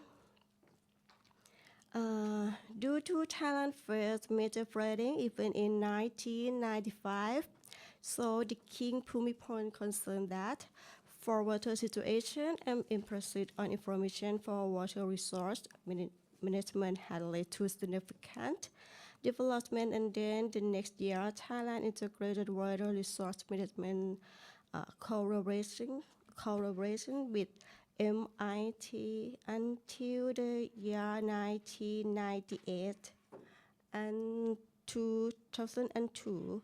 In the first phase, information systems were developed to link and collect water resource data from the Chao Phraya and Pasak River Basin area by only 5 agencies And after that, the terabyte servers were established for gathering the big data of water resource information.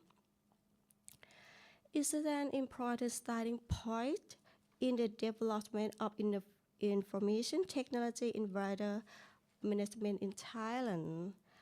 But anyway, unfortunately, in 2011, Thailand faced a strong flooding again. This event illustrated that Thailand still lacked connecting information for systematic water management.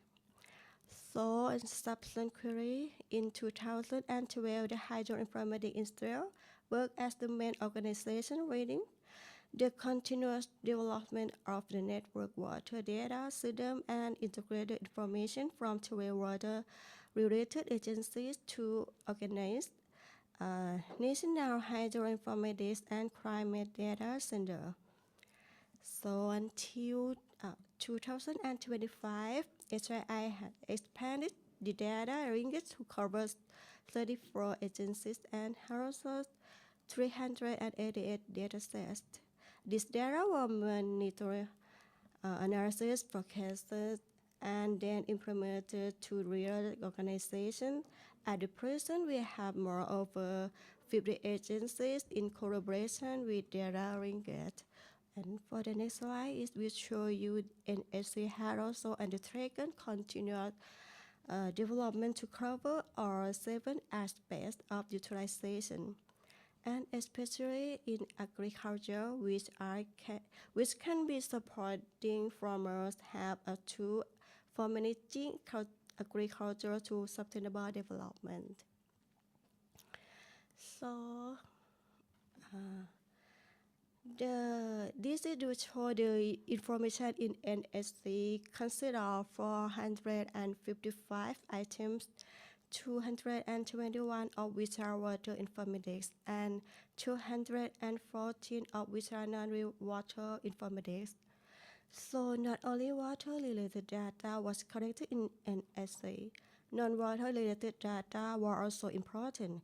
For example, humidity, soil moisture, and landslide are helpful for monitoring, analyzing, and forecasting water situation to ensure effective agriculture management.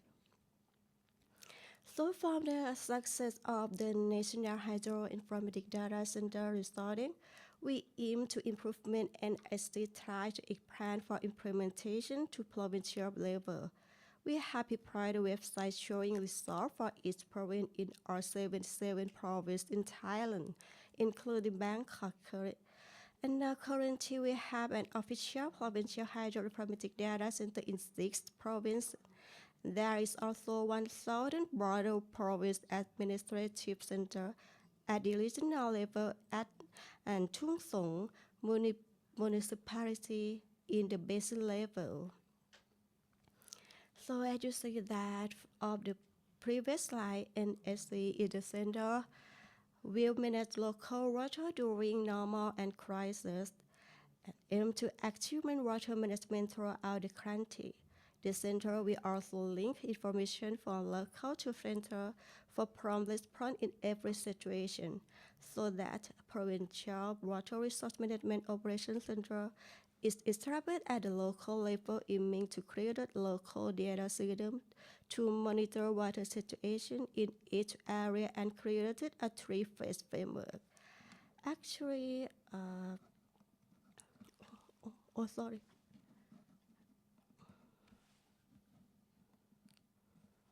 Actually, this framework is a criteria to improvement provincial water management. We have the first phase is a creator system for monitoring and evaluation of water situation. As you see the previous slide before, we have already implemented a website to show information to manage water management. And for the second phase is advanced. Advanced is integrate information between national and provincial level. So the next one is third phase. The third phase is a professional for advanced analysis for local needs. As you see for the third phase, we mentioned to the smart farmer, we aim to restore and analyze information for help the farmer to have information to smart management in the future.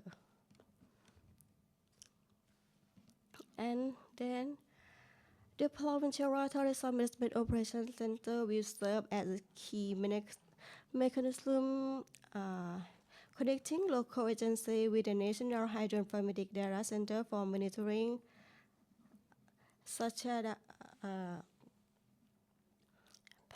Provincial Administrative Organization, where it's working linked to the center and local agency.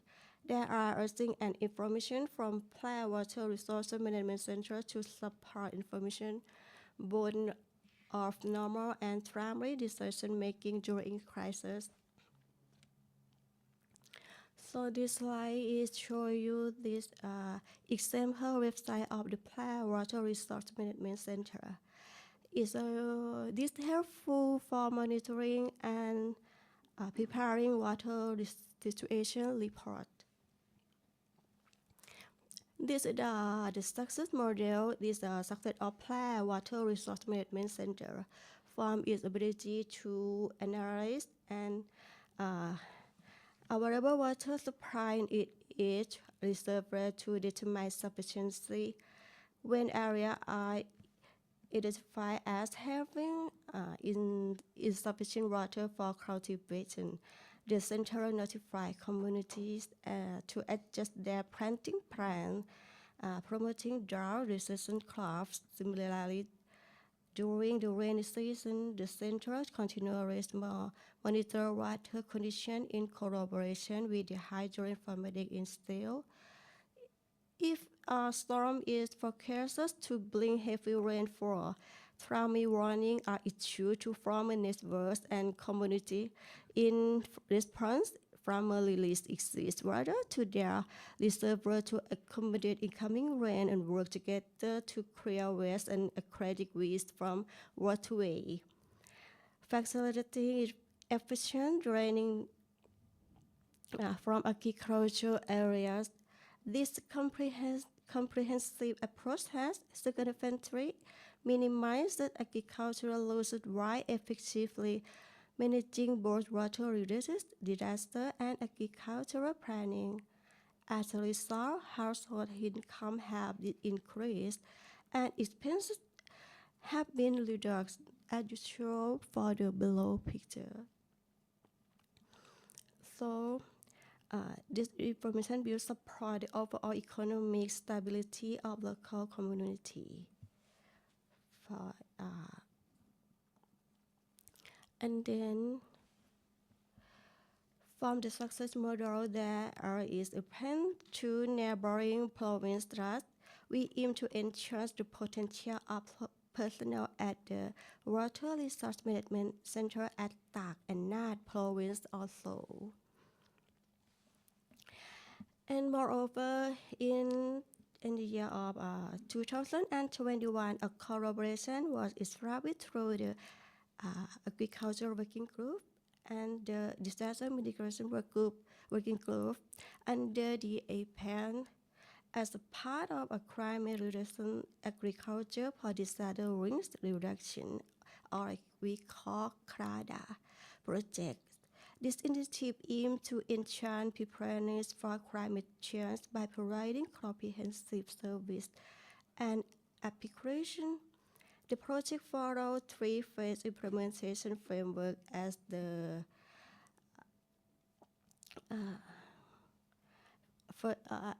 first phase is a standard focus on self-managed data collection and administration, serving as the foundation for further development in the subsequent phase.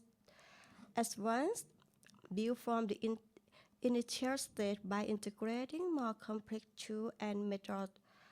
Another is third phase is professional. A professional is represent the highest level of information management and application apply across three levels such as community, provincial, and supporting agencies. This framework aligns with the three frameworks of provincial water management centers implementing appropriate technology in the area. So this is the following the principle of CREDA project. We have studied, researched, and continually implemented smart agriculture technology to achieve success in the third phase professional.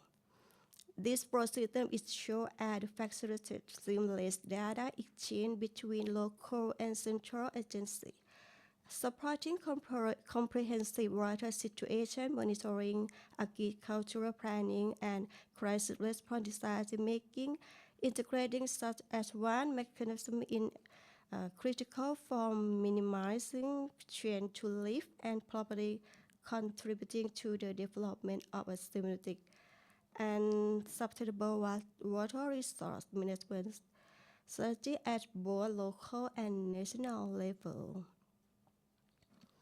So this is the process of provincial water resource management operation center for smart farming management. As you see on the left side is there are the sensor we have implemented into agriculture environment monitoring system, and then this data will be collected into a database and analyzed by researchers at Hydroinformatics Institute. After that, the data will be transferred to the website of Provincial Water Resource Management Operations Center for having an agricultural information. Following is the operational framework of the Provincial Water Resource Management Operations Center and CREDA framework 3 phrase to have a modern agriculture. And so my conclusion is Water Resource Management Operations Center is the key mechanism of water management from local and central. When data is utilized and decision making and planning, it leads to agricultural development, disaster management, climate change awareness, and water management. These aspects contribute to the creation of viable knowledge and sustainable development. Thank you.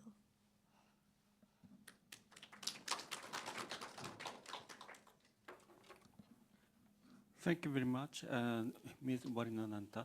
I'm impressed that the collaboration between the central level and provincial level. Do you have any questions?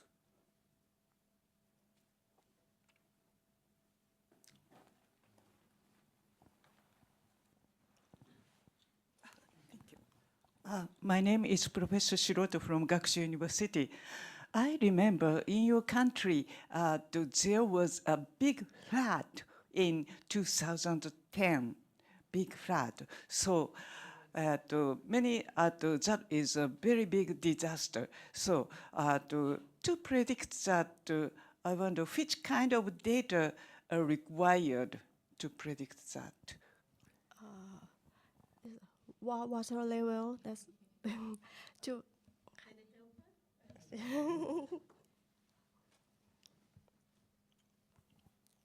You see, after I forgot to introduce myself. My name is Roy Boon Lasamites. I'm a director of Hydroinformatics Institute. Actually, after year 2011, before that, our organization is a research development organization. But after the year 2011, our organization is the one that helping the government to solve the problem of flood, and we become a national organization. And at this time, we integrate the information of 53 organizations. By the time of the year of 2011, at that time is about 12 agencies. I remember that is about 12 agencies. So, and then we also develop the model, 12 model from the sky to the sea that forecasting. So now, and it's better management with the better information, so much better now. Thank you. Thank you very much. Well, any other questions? Okay, thank you very much. So I'd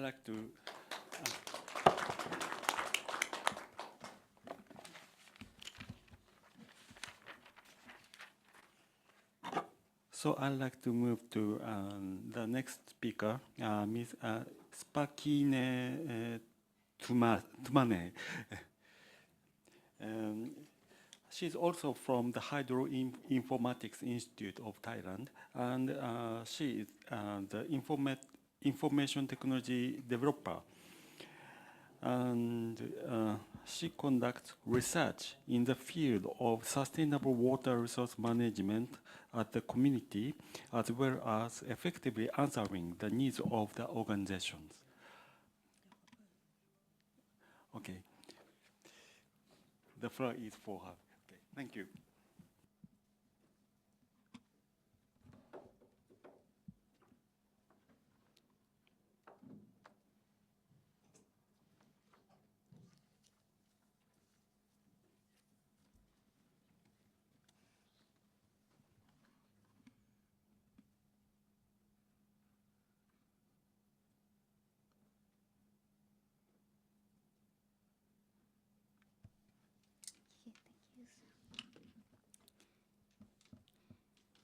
Good morning, everybody. My name is Supakini Tumani, and I am a technology developer.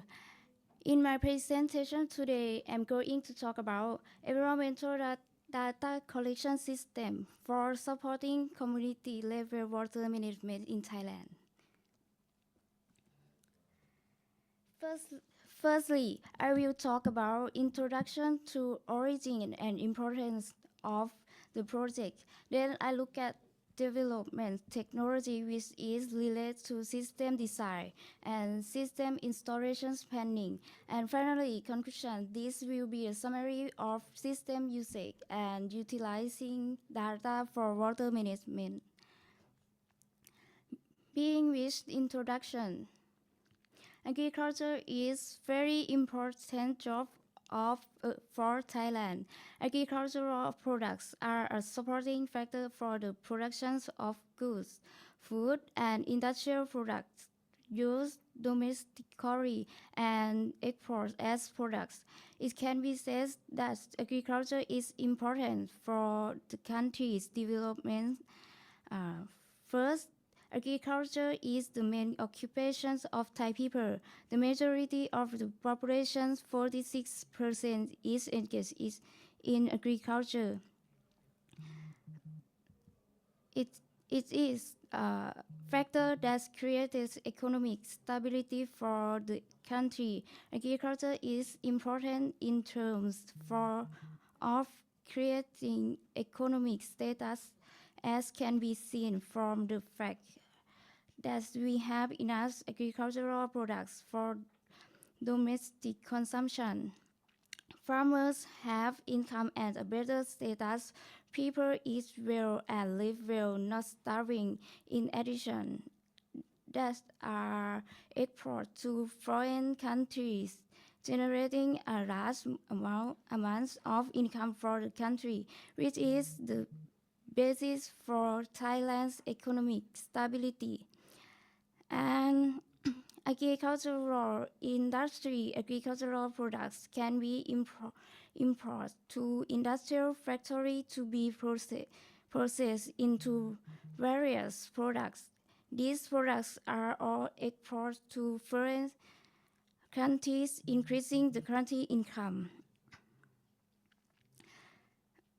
Overview: in 2023, Thailand exported a value of about $300,000 million with agricultural and agro-industrial products, accounting for about 17% of total export value.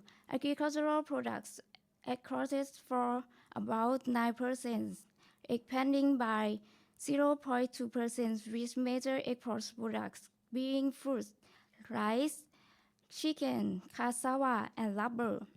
And agro-industrial products across for about 8%, contacting by 1.7% with major export products being canned and seafood, sugar, pet food, wheat, and beverage.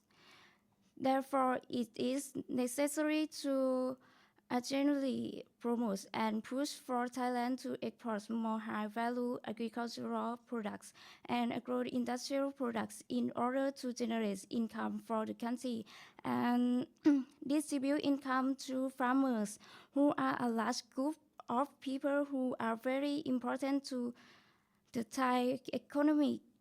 However, all reference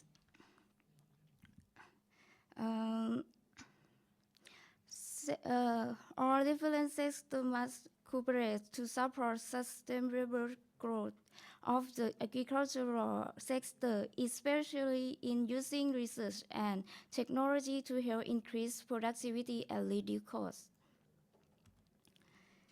Since first exports are the number one agricultural export, the focus is on aromatic coconut, which is a major economic crop of Thailand and is very important. The export value of young Thai coconuts to foreign countries in 2023 was about $300 million, an increase of about 4%. The highlight of Thai coconuts is their high quality and market demand. However, there are limitations and problems, such as the uncertainty of the number of raw material in the country due to the impact of both past outbreak and drought. Therefore, there is a need to increase the efficiency of coconut production, develop coconut management, and develop products to support farmers to be able to compete in the international market. Therefore, the idea of using technology to support farmers in growing coconut appropriately according to the seasons is born. For area study, it is a coconut plantation in Ratchaburi province, Thailand. Ratchaburi is one of the major producers of aromatic coconuts in Thailand. Field visits provide an opportunity to experience the primary production areas and assess the competitivity of Thai aromatic coconuts, which have continuously improved in production efficiency. More and more farmers have turned to cultivating these coconuts, with the total plantation area now exceeding 1 million farms. As a result, Thailand ranks 6th in the world in coconut cultivation in 2021. Ratchaburi aromatic coconuts were gained geographical indication or GI status, becoming the highest value GI agricultural products in Thailand, with an export value of approximately about 4 billion baht. The main export markets include China and the United States. Furthermore, in 2023, demand for Ratchaburi aromatic coconuts remains high, particularly in China, which accounted for about 60% of total exports. A production rate of up to 2 million coconuts per day. The supply is still insufficient to meet market demand due to drought problem. Therefore, the environmental data collection system has been developed to collect weather and soil conditions data so that farmers can plant coconut cultivation appropriately according to weather conditions. It collects data on rainfall, temperature, humidity of both air and soil, dust and light intensity. For the overall operation, it will be to fill in the data for the water resource management or operation center and use the water volume data from the water data warehouse to benefit farmers to be able to monitor data from the environmental data collection system that display data via the dashboard along with the water volume data, allowing them to manage water in the agricultural area appropriately to avoid drought problem. Development technology.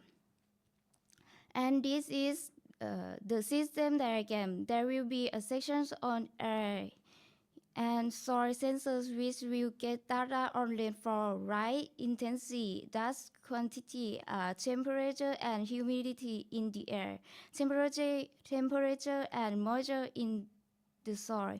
This data will be stored in farming data for research, and data will be displayed in the data farm dashboard so that farmer can monitor the data and farmer can monitor the data at all time. There is also data from farmers filling out from on weather change during that time that affect plants and how they affect them to be used as a case study in the future. Next is the system installation design, which has chosen a coconut plantation in Ratchaburi province as a study area, one set of land gate, and one set of temperature, humidity, and light intensity gate, one set of air dust gate, one set of temperature and moisture gate in the soil, with 3 soil sensors planted in the middle of 3 plots, as shown the picture has been installed according to plan. For data link between data obtained from agriculture and data obtained from the system, it will be a comparison of the date, time, and weather conditions that farmer enter data to see the numerical value obtained from the system and record to observe the possible impact of change in crop after the weather conditions change according to the set dates and time. Next is the display of data in the dashboard, where the first sections will be general information of the farm and picture of the system installation and farm picture. The next section will be real-time data of various weather conditions obtained from the system. There are colors that divide the data criteria to make it easy to monitor. There can also be additional information through display detailed data as daily, weekly, and monthly graph. And finally, conclusion. Using data to manage water by integrating agricultural environmental data from data farm, water volume, and weather forecast data from the Thai Water website, and situation data from farmers enter in the app sheet. For example, temperature exceeding 35 degrees Celsius may cause coconuts to bear less fruit, and if exceeding 40 degrees Celsius, the trees may be stressed and not bear any fruit at all.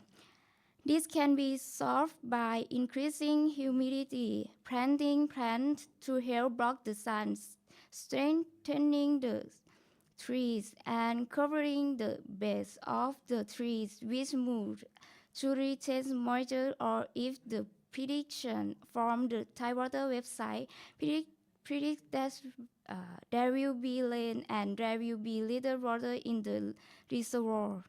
Water management can be done by not watering during that period to reduce water usage, but allow the plants to receive water from rainwater instead.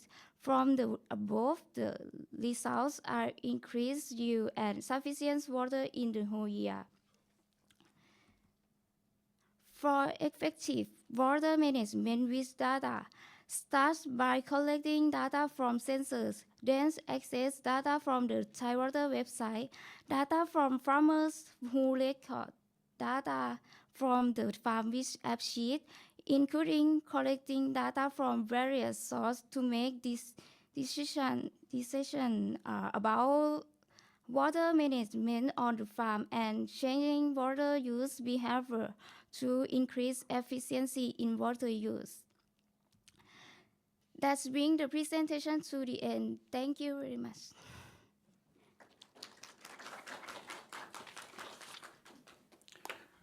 Thank you, Ms. Aspakine Tamanpanene.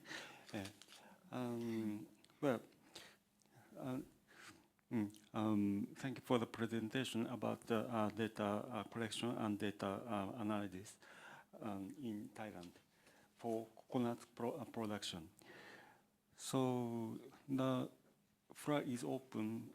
Sorry, floor is open for question. Do you have any questions? Yes.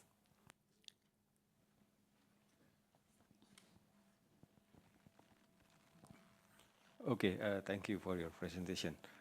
Okay, may I ask you a question? If the farmer have the data, something like the condition of the water or the temperature, is that any decision that farmer have to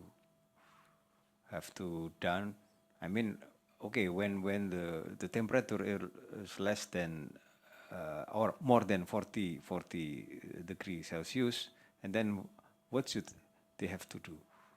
They have to put something spray water in that area, or what's other? Is there any other decision that farmer that have to do with this data? Can you? I mean, can you understand my question?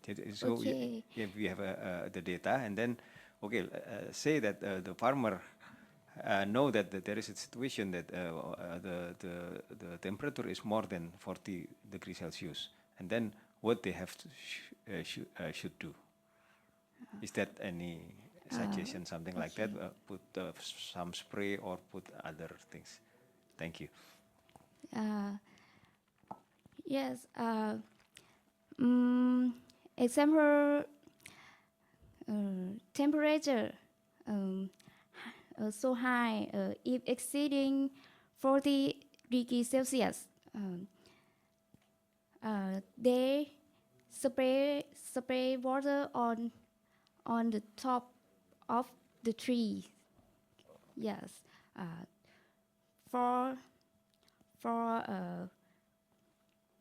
So they know that they have when there is some information from the sensor, from the data, for example, more than 40 degrees Celsius, and then they know how to do, like spray the water or something.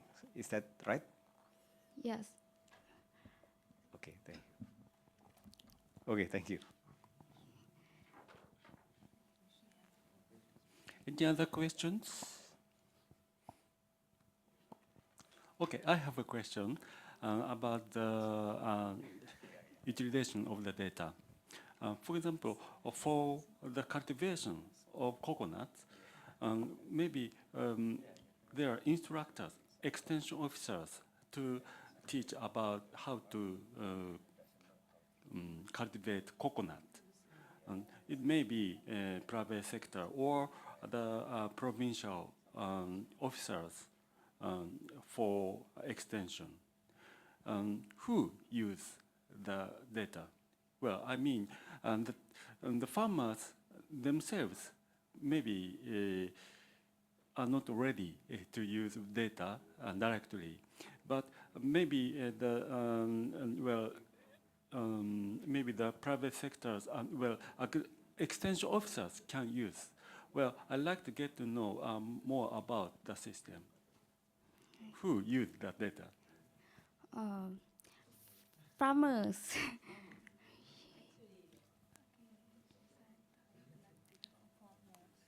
Actually, we work with the National Farmer Council. And for National Farmer Council, they have all level, provincial, sub-district, and also village. That is how we work. So they can get our information and transfer to the farmer, the knowledge to the farmer.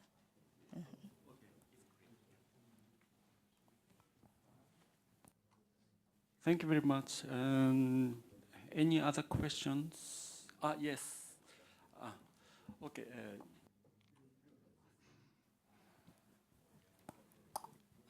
Can I ask you one question? Is it true that when we add salt into the water before harvesting coconut, and it will make coconut sweeten? And do you have any plan to add like a kind of salt sensor into that water as well? Thank you. ยังไงนะ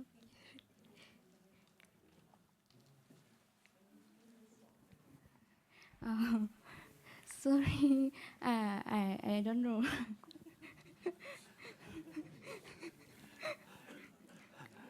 Could someone help her?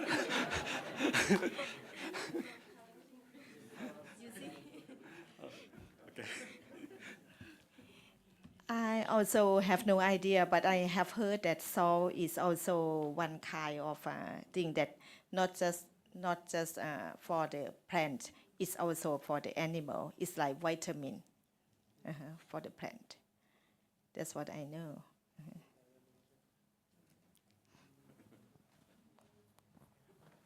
Thank you very much. Thank you very much for your presentation. I'm Takashi Togami from Green Inc. I'm very interested because we are doing the pretty much similar thing. So first one is just a comment for you and to the answer to your mister. So we know like the temperature gets probably 40 degrees Celsius or above, but what we can do is less or nothing to control air temperature because it's very, very difficult. Okay, so that's why what we are doing right now is we try to use plant biostimulant, So that is a one way, but that is costly. But this is a one way, anyway. This is the question, at what depths did you bury soil sensors? Because that is very, very important to give water for coconut. Usually the root zone of coconut is around 20 to 100 centimeters below ground. So at what depth is very, very important for making decision. So if you understand me.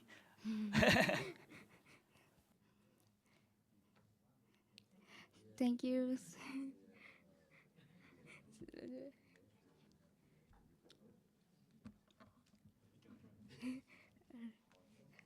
Okay, thank you very much.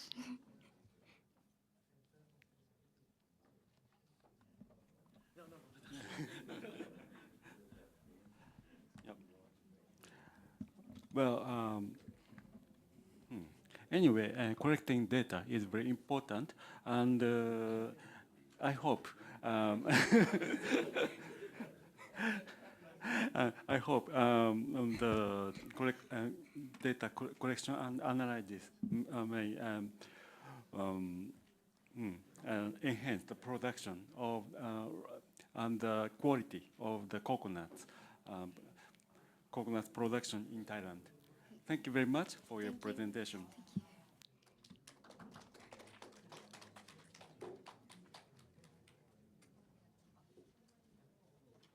Now, I'd like to move to another session. Discuss further collaboration and planning. And the moderator is Dr. Roy Bon Rasamite. Thank you. Good morning, everyone. It seems like it's time for us to discuss for further collaboration. Let me introduce myself again. My name is Roy Bun Lasamites. I'm a director of Hydroinformatics Institute, and also I am the chairperson for this working group. For that, we discuss about agriculture development by using ICT. And I try to wrap up from what our speakers have said. It starts from like how to integrate AI innovation and sustainability in farming, and then how to apply to developing countries. There are many developing countries in this country. We also would like to learn more from developed countries. And besides that, understanding disaster risk. So that is why we have a chance to have done the project together under APAN in the past 2 years ago. 2 years ago, right?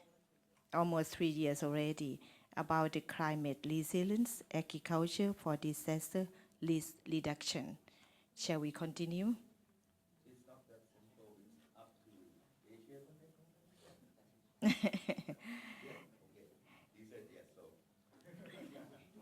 So maybe we can start with a discussion for further collaboration. Are there many countries from developing country who interest to learn more and working together under APAN? Could you please raise your hand? Who would like to?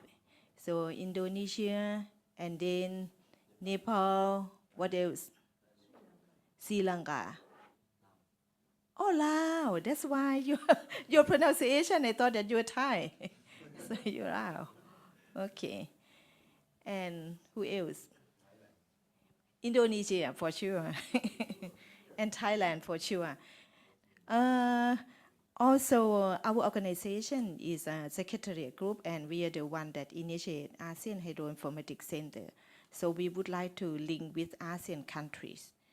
So to link with ASEAN country, maybe Jitipon, we can set up the meeting with ASEAN country and open for like the idea and develop, and then we invite the one that interest to share and learn together in this group. And could you please raise your hand? And then the one that interest to set up the project together, learning together, sharing information and sharing experience. That's how we start.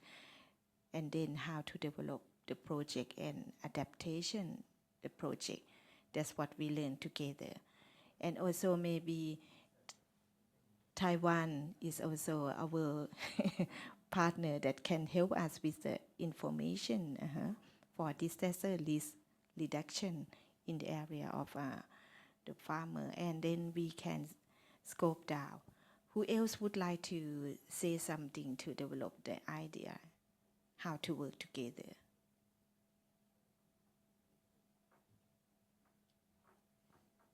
Nothing else?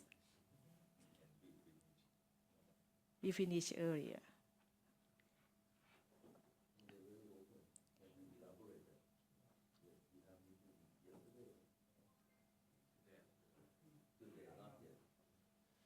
Today.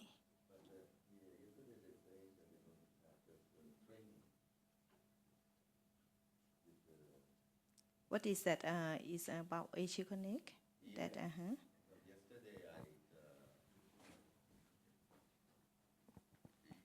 Yesterday, just listening, they already set up, but for NREN, that they will fund it. But other, I don't know. But you will have the board meeting today with them. Yeah, so I also interested to work with JICA because our organization start working with JICA like after the year 2011 for community water resource management. And then maybe for the private sector can be the part for transferring the knowledge to us. Maybe we set the date and set the online meeting among our members.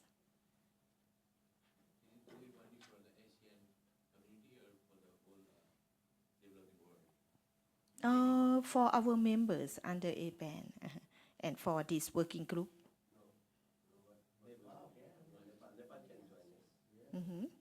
Can join. No. It's like ASEAN Plus and under APAN. So this is like a research and development process. And we can select the site and we learn from the site. For our organization, we link to as our organization. Maybe you can come for you to think an idea like our organization is National Hydroinformatics Center. And then now we develop a provincial Hydroinformatics Center and how we link from the information for agricultural side from all kind of information, data information for the farming, and then how to apply, utilize the information data uses to the farming area. So this is how we can work together. We all with our idea. Please.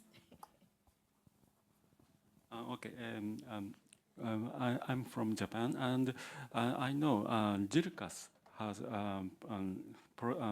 projects in Southeast Asian countries.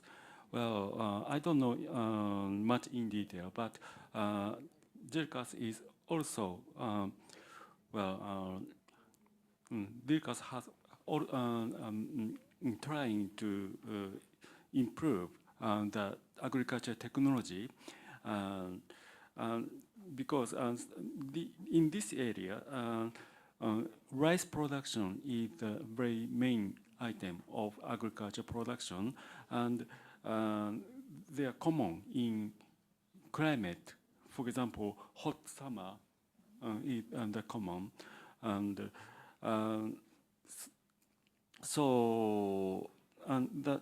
anyway, JIRCAS is always trying to have a collaborative researches. Well, as Dr. Togami also introduced a bit about during his presentation. And of course, it includes the agriculture data set. Of course, data and information is always the power to enhance that production. So anyway, it is important to for Japanese side utilize our present scheme system to fully utilize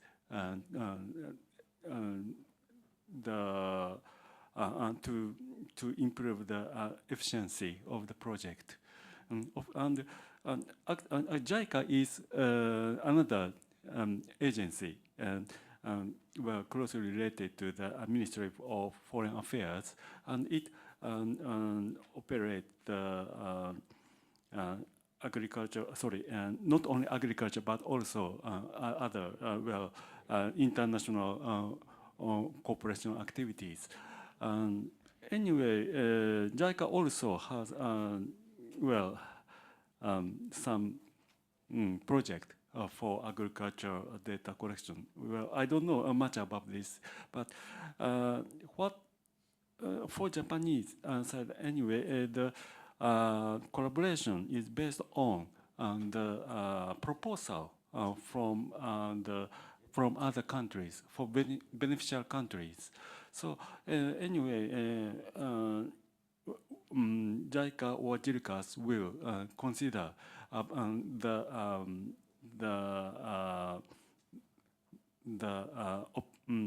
good solution for the collaboration. Well, this is what I can say from the Japanese side. Thank you so much for your comment. And we will try to focus, making that good result, good solution for the project, for the both sides. But we start from learning and sharing together. For the short period of time, it's not enough for us for sharing. What about from the Japanese side and other countries with us today who would like to mention anything, would like to say anything for like further collaboration? No? And who would like to discuss with us more if we set up online discussion? Could you please raise your hand? Okay.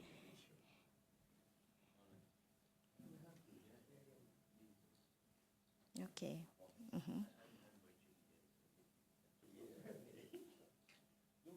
Of course, Basuki. Basuki raised his hand many times. I don't have any farm.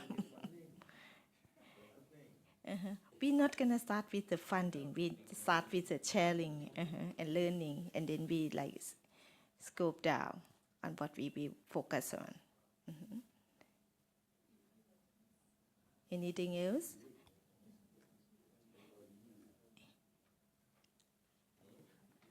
If it's no more, it means that we have time for lunch. Time for lunch. Thank you so much, everyone, for all the participants that joining with this working group, and hopefully we have the fruitful discussion online and further collaboration in the future. Thank you. Oh, anyway, we have the like. Oh, we took a photo. In the afternoon, what time is that? 4 p.m., right? 4 p.m. We have also in this room for our working group continue presentation for the presentation. If you're interested, please join us once again. Thank you so much. See you all then.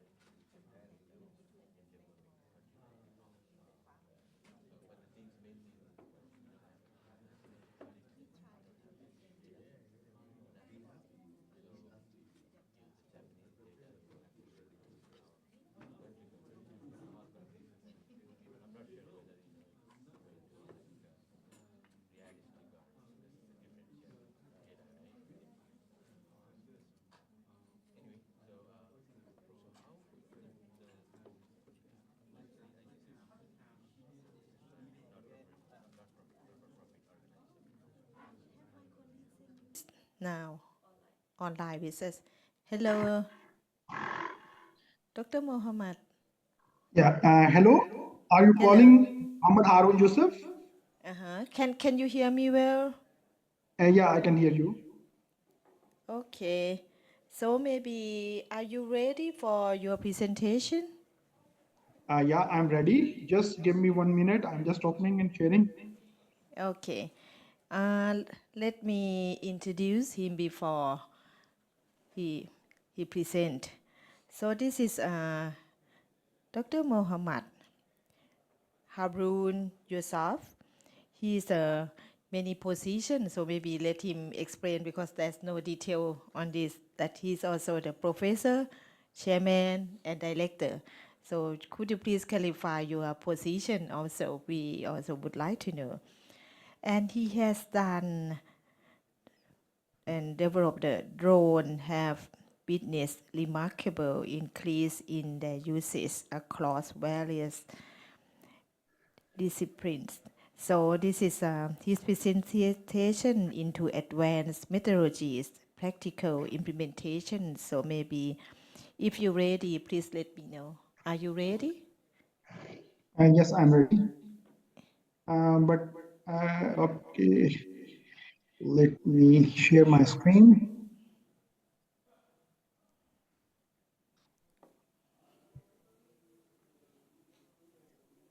Is it visible?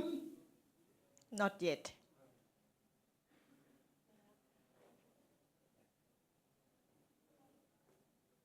Yes, it's visible now. So it's visible now. Okay. Could you please also introduce yourself? You have too many positions. Sure, I will also introduce and just want to reconfirm that I'm going to have around 20 minutes for the presentation. Yes. Okay, that's good. So I will try to sum up in 20 minutes. So hello everyone, a very good afternoon from Pakistan to all of the participants there. So today I'm going to present a work that is titled as Visual Data Processing for Drone AI Technology. I'm Mohammad Harun Yusuf, and to have my brief introduction, I'm a professor and chairman at Department of Computer Engineering, University of Engineering and Technology, Texla, Pakistan. And to be more specific to my work at that I am also presenting here, I'm basically the director of Swarm Robotics Lab. That is one of the lab under National Center of Robotics and Automation, also having co-founding one of the startup under the lab spin-off company, Brainswarm. Similarly, I have also having a few other ventures, more than 130 million PKR plus R&D funding. Recently, I'm also having few of the international funding, and it's a quite long experience. Particularly, research area is computer vision, image processing, and robotics. So I would like to present my work, that is visual data processing for drone AI technology. So this is a brief outline of my presentation that is indicating about the UAVs and AI, and how we can see the computer vision and drones, and finally the AI on the edge for the drones. That is basically the primary work we are doing. And although this is pretty much linked to the session that is basically in the domain of agriculture, so we can see the application of different agricultural related things also with the perspective of AI on the edge and drones. So as we all are aware of about unmanned aerial vehicles that are drones, so we have seen in last couple of decades about many of the military applications or aerial photography or maybe the entertainment industry kind of thing where drones are being used. And we can witness different kind of variants of fixed wing, VTOLs, the quadcopters, the multi-rotors. So, but in the last decade, we can see the evolution from military applications to broad industrial utilization. And even the more interesting perspective is when we look into the perspective where we can see the market size. So we can see around a growth of 5.42 million units in 2024 to 7.51 million units in 2029. And overall, the market size is exceeding around, and solid compound annual growth rate is around 18.2% in next 8 to 9 years. So this is basically how drone market size is there. But with respect to drones and AI, so we can see many different AI-powered drones recently, where we can see the uses of drones and AI in military application, in inspection, entertainment industry, logistics and construction, public safety, smart city. So actually, what has been done, overall these remote control devices are now transformed into intelligent, self-governing, and complete autonomous system. And overall, the market size of the global AI with respect to drone is now from exceeding to 84 billion by 2030. That was in 2023, it was 14.5 billion only, and a compound annual growth rate in next 7 years is around 28.5%. And obviously, the Asia Pacific, that is one of the region that currently I'm addressing to. And North America, they are going to capture the maximum market share. And primarily, we will be seeing with respect to AI, machine learning, deep learning, computer vision, and other leading AI domains that are going to be on the application side. So how we can see the integration of AI in the drone technology? So basically, that integration is with respect to the perception of the environment, overall different kind of sensors are going to be there on the bird. Similarly, we can see applications in the domain of computer vision and object detection. The AI is being used for the autonomous navigation and pathfinding of drones.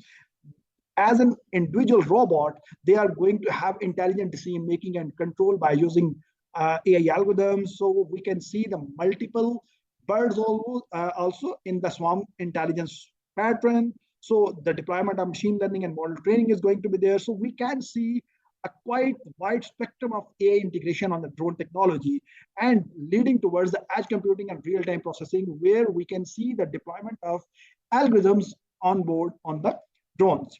So overall, if we look into the AI perspective, I will be more inclined toward the computer vision and drones. So computer vision is one of the core component of autonomous UAV operations, enabling them to see and interpret their surroundings. And if we look into different applications, we can see many computer vision applications on the drones in agriculture and farming, in construction, aerial surveillance, manufacturing and industry, environment monitoring, disaster management, and smart cities as well. Primarily, if we can see just a few of the examples, so we can see the examples where agriculture farming is being revolutionized by using the drone AI technology, construction site monitoring about the construction site environment, the health and safety of the workers. Similarly, the small safe city cameras are going to be there, and even safe city cameras on the drones are going to be there. So many different applications we can foresee by using computer vision and the drones in the recent timings. And this is gradually increasing with the passage of time. So how these drones are actually acquiring data, they are equipped with different kind of sensors that enable them to capture aerial data. So for example, we can see different kind of cameras, the thermal cameras, the LiDAR, and the multispectral sensors on these aerial units as well. So these are having different key features related to the image and video acquisition, high resolution imagery, then even the thermal radiation, then the precise 3D maps can be there using LiDAR. And similarly, we can acquire data across multiple wavelengths by using multispectral sensors. And we can foresee the applications in the surveillance and monitoring, agriculture, 3D mapping, terrain and elevation mapping, and precision agriculture and environment monitoring as well. But the point is how these sensors are going to be integrated on the birds. So actually, for that purpose, they are being integrated by using the flight controller. For example, here we can see the glimpse of the one of the famous flight controller, that is the Pixhawk.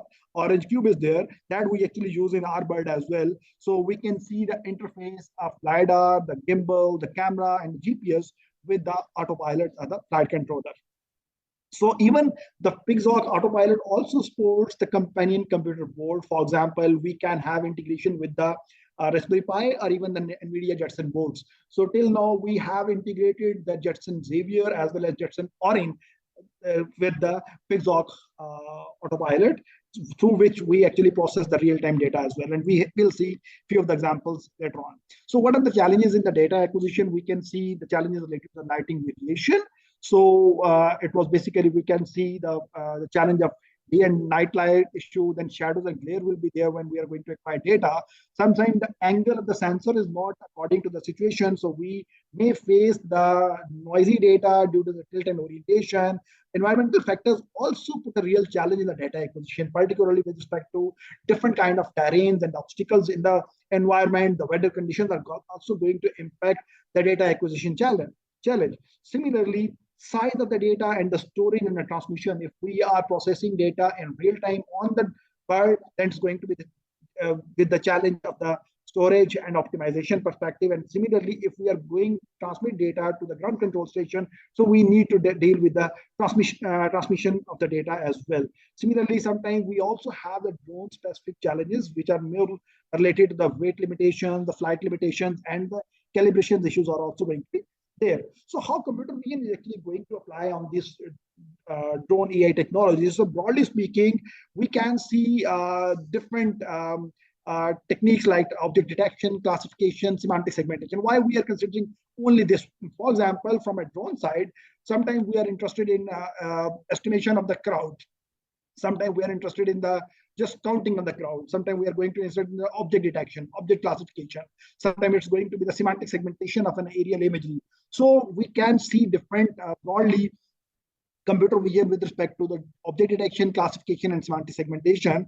And there are different off-the-shelf available deep learning models which are basically existing in the literature, which can be used for different perspectives. And how we can use them for that, we can see some of the pipelines that we are going to discuss shortly. But before that, I would like to share about the top trends in the computer vision and robotics community as well, where people are now trying to have different robot vision models and making those models resource efficient models so that we can deploy those models in real-time perspective and sometimes maybe on different kind of robots, not only the drone, but also maybe the UGVs or the AUVs. So we are going to, and for that, basically, we need to have our detailed inspection and triangulation with all different sensors which are being mounted on the drones or robots. So ultimately, we need to have resource efficient models. That is one of the hard area at the moment where we can see the optimization of the models and ultimately deployment of those models on different edge computing platforms. So how we can see an edge AI or edge computing enabled drone that is going to process data in real time. It is going to take the decision making in real time. And also we need to have operate in different connectivity constrained environment. Sometimes we are totally relying on the GPS signal, but maybe the GPS signal is not there. So we may not be having a clear picture and we are going to face the issues like this one. So different kind of edge AI platform or kits or boards which we can foresee to be have on different UAVs as well. For example, we can have Raspberry Pi along with the VDS VPU on the bird. Similarly, we can see the Raspberry Pi and OD on the bird. Even OD Lite can be there. But on the specific side, when we are going to have a complex DNNs or deep learning models, so we can use NVIDIA Jetson boards, for example, Jetson Nano, Google Coral TPU, Jetson Xavier, Jetson Orin. All these we can actually use for real-time deployment of algorithms on the drones. So how we can see a computer vision pipeline from data to deployment? Usually we are starting with the data collection, then data pre-processing. Data collection means image and video collection, then the data pre-processing, maybe the noise removal, or maybe the some more refinement. Then we are going to have model selection and training, model validation, and model deployment. But when we look into the perspective of real-time deployment, so we can see the traditional AI with edge computing pipelines. That is slightly different because in traditional AI, like many computer science or computer vision people are working, they're having some data, off-the-shelf available data, train a model, then load the model and ultimately classify or whatever the output we are perceiving. But when we are trying to deploy the same model on any edge computing platform, so we are having an additional load on the model. That is basically the load for the optimization purpose. Why we need it? Because these boards or kits, which we discussed earlier, they are not capable enough to process these huge data and also process the complex deep learning models. So for that purpose, for example, we can just here, for example, if we see different kind of platforms, like if a cloud platform, we are going to have maybe NVIDIA GGX server. So we are going to deal with a memory of 1 terabyte, storage of more than 15 terabyte, and applications, we can see the big data analytics over there. But if we are going to use any edge or mobile AI platform, maybe we are going to use an iPhone, maybe a Samsung phone, maybe a Jetson board. So we may be dealing with a memory limitation of 2 to 12 GB, and ultimately storage capacity will be around 16 to 512 GB only. So it's good for the embedded processing and continual learning. But going down, that is the tiny ML, where we may be having a hardware that is just a microcontroller, and memory is a 512 KB, or storage 2 MB. And so we can see the tight constraints are even the extreme constraints. So right now, what we are targeting, we are basically looking in the perspective of how we can deal with in these tight constraints, where we can think of deploying different edge AI models on these drones for the real-time data processing. So for that purpose, we need to have a complete optimization where we are actually trying to reduce the size of the network, but without highly compromising on the performance. So maybe we are having a reduced size of the network, but maybe compromising on the performance slightly up to certain percentage. So for the optimization purpose, we can see many different techniques in the literature. For example, the pruning, where we are actually trying to eliminate the values of the weight answers. Sometimes we are also using the quantization, where we can see the mapping value from large set to small set, and also we can use the knowledge distribution, where we can transfer weights from a large teacher model to a small student model. But we can see many different other optimization techniques, which are sometimes the hardware dependent as well. For example, NVIDIA TensorRT is having its own optimization techniques, so they are more optimized as well. So generally, how we are going to deal with these optimization techniques. So one thing, we can go with an ecosystem ONNX for representation of ML and DL algorithms. So generally, what this ONNX is going to do. For example, right now within this diagram, we can see that many people are actually trying to work on the different tasks of application. They are using different models, for example, Inception, SSD, DeepLab, V3 for different purposes. And ultimately, they are implementing by using different frameworks. So this is right now majority of the people doing. But when we are thinking of edge AI perspective, so we need to go one step ahead, where we need to export models for their internal representation. For that, we can use an ecosystem like ONNX for the edge AI deployment. So what ONNX is actually going to provide, it is basically providing us a support that is basically taking models from different frameworks and trying to convert that model in the internal representation so that it can be deployed easily on their target hardware. Either it's going to be a CPU, a GPU, or even a vision processing unit. So it's going to have a cross-framework support that's converting model from one framework to another format. So it's the most easy access for the optimizations for different researchers. So similarly, we can see the broadly here, if we are having different edge AI devices, so we can see their supportive frameworks. So what ONNX is actually doing, it's basically taking model from the common frameworks like PyTorch, TensorFlow, Keras, and MATLAB, and ultimately ONNX is transforming those models for their relevant hardware or the devices. So about hardware and resources that we have actually developed till now, and what we are basically using at our lab. Basically, this is one of the bird that we have developed here that is named as AgWG. It is basically equipped with the Orange Cube Pixog autopilot, having a GPS, but it's having a couple of compute resources. One was the Raspberry Pi, the other was Jetson Xavier.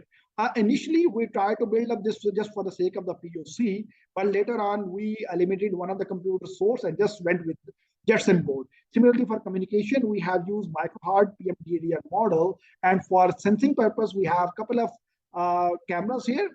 One is basically IMS219 camera, other one is a stereo camera by Intel, and we also have Max sonars. But in the next version, that was basically AgWG2. So here, this is basically a bird with advanced capability, also having Jetson Orin NX board with TF Mini micro LiDAR, and also having the same communication module, but with an advanced camera like CG-A8 Mini is going to be there.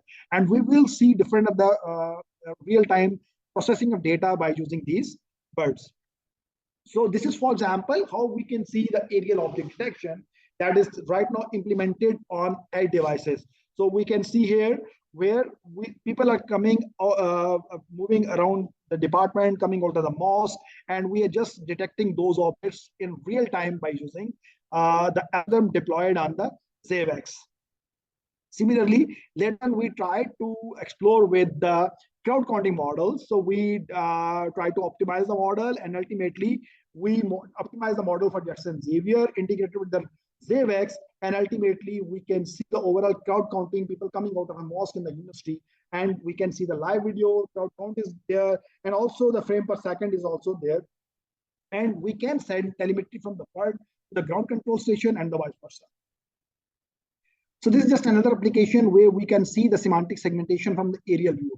One of the reasons why we are actually doing this semantic segmentation for aerial view, because we are right now trying to solve a problem of where we can have a post-disaster damage assessment analysis by using UAV or drone imagery, where a drone can fly over a disaster-affected area, because we are among one of the regions where the natural disasters are too much. Either it's going to the earthquake or maybe the flood sometimes. So we can have aerial imagery, and ultimately we can process the data of the aerial imagery to get a quick real-time situational awareness about the data, how much roads have been collapsed, how many buildings collapsed, how many survivors are there, how many victims are there. So we are going to use this multi-sensor data with multi-segmentation approach.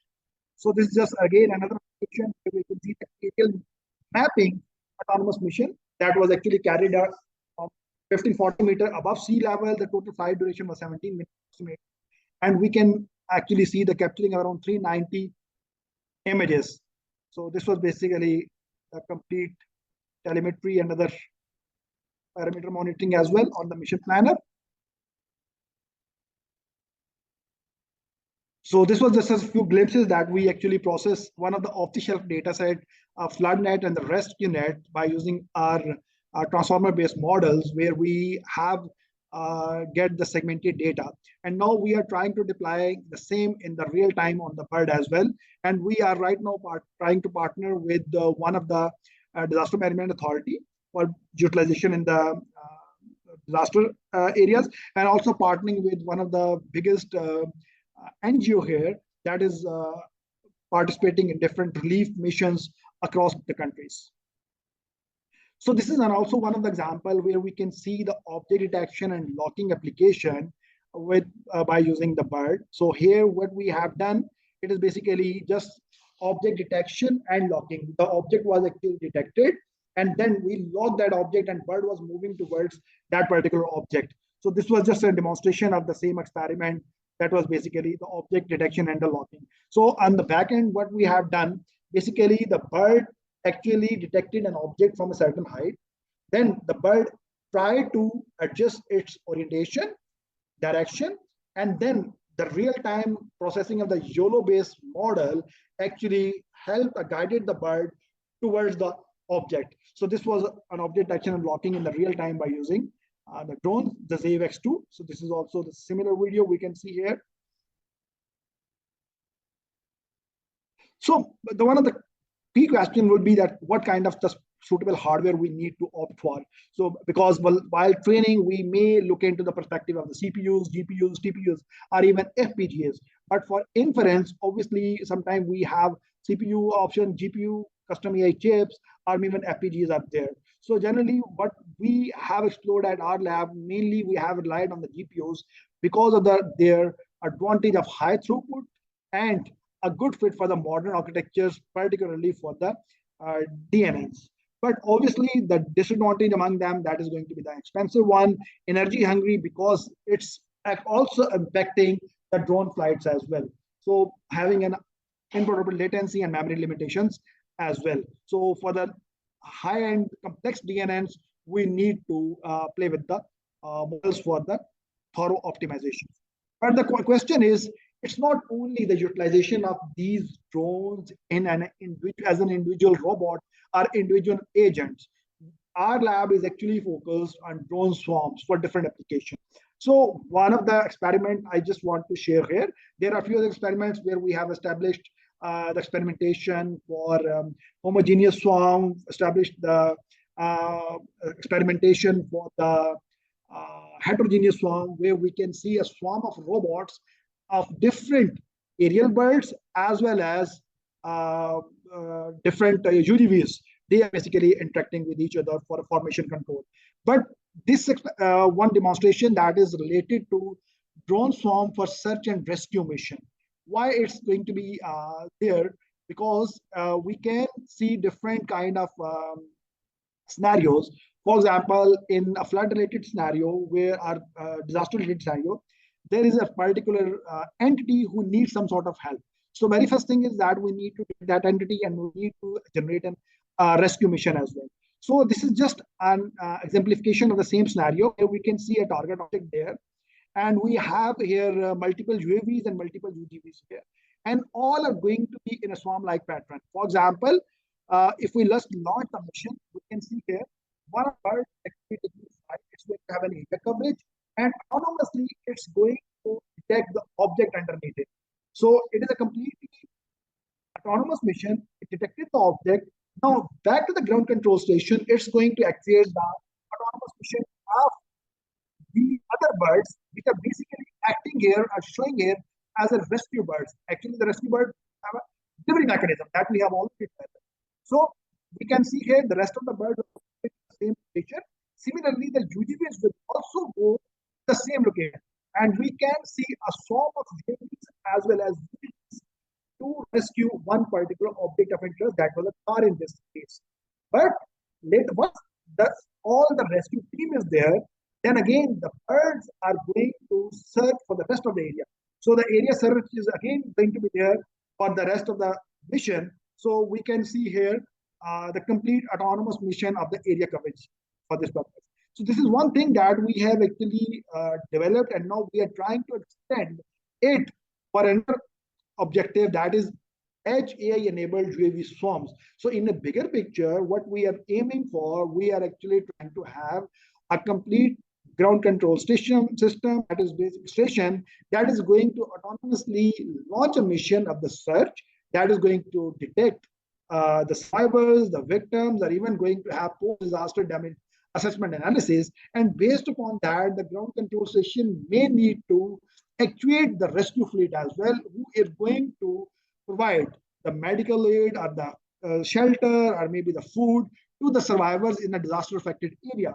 So this is basically what we are right now aiming for, to have right now where we stand. We have our own GCS, we have our own search birds, we are also having our own rescue bird that can carry a weight of around 5 kg, but we can extend it to 10 kg as well on air to air distance around 5 to 10 kilometer.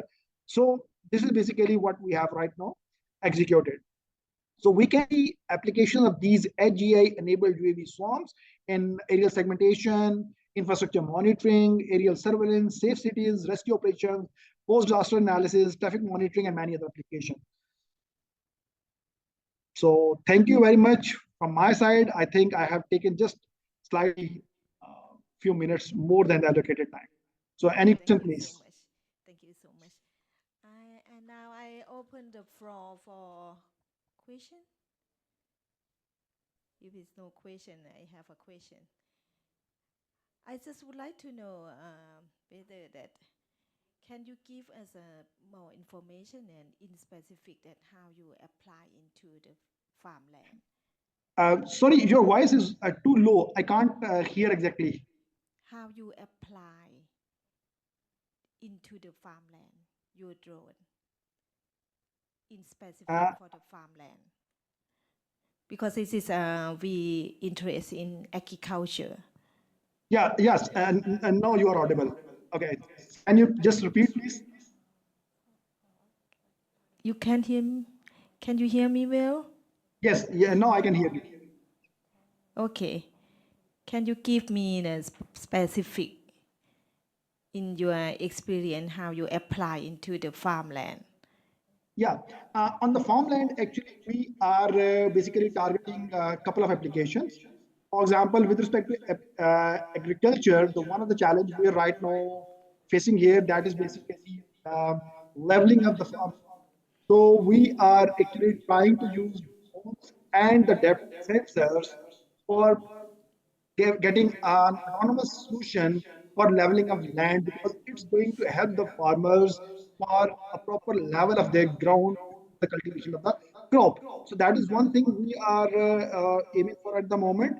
One other application that we are actually exploring, that is basically using AI primarily for the crop disease detection. We haven't done initial experimentation on the rice crop as well as the wheat crop. That was basically too common in Pakistan at the moment.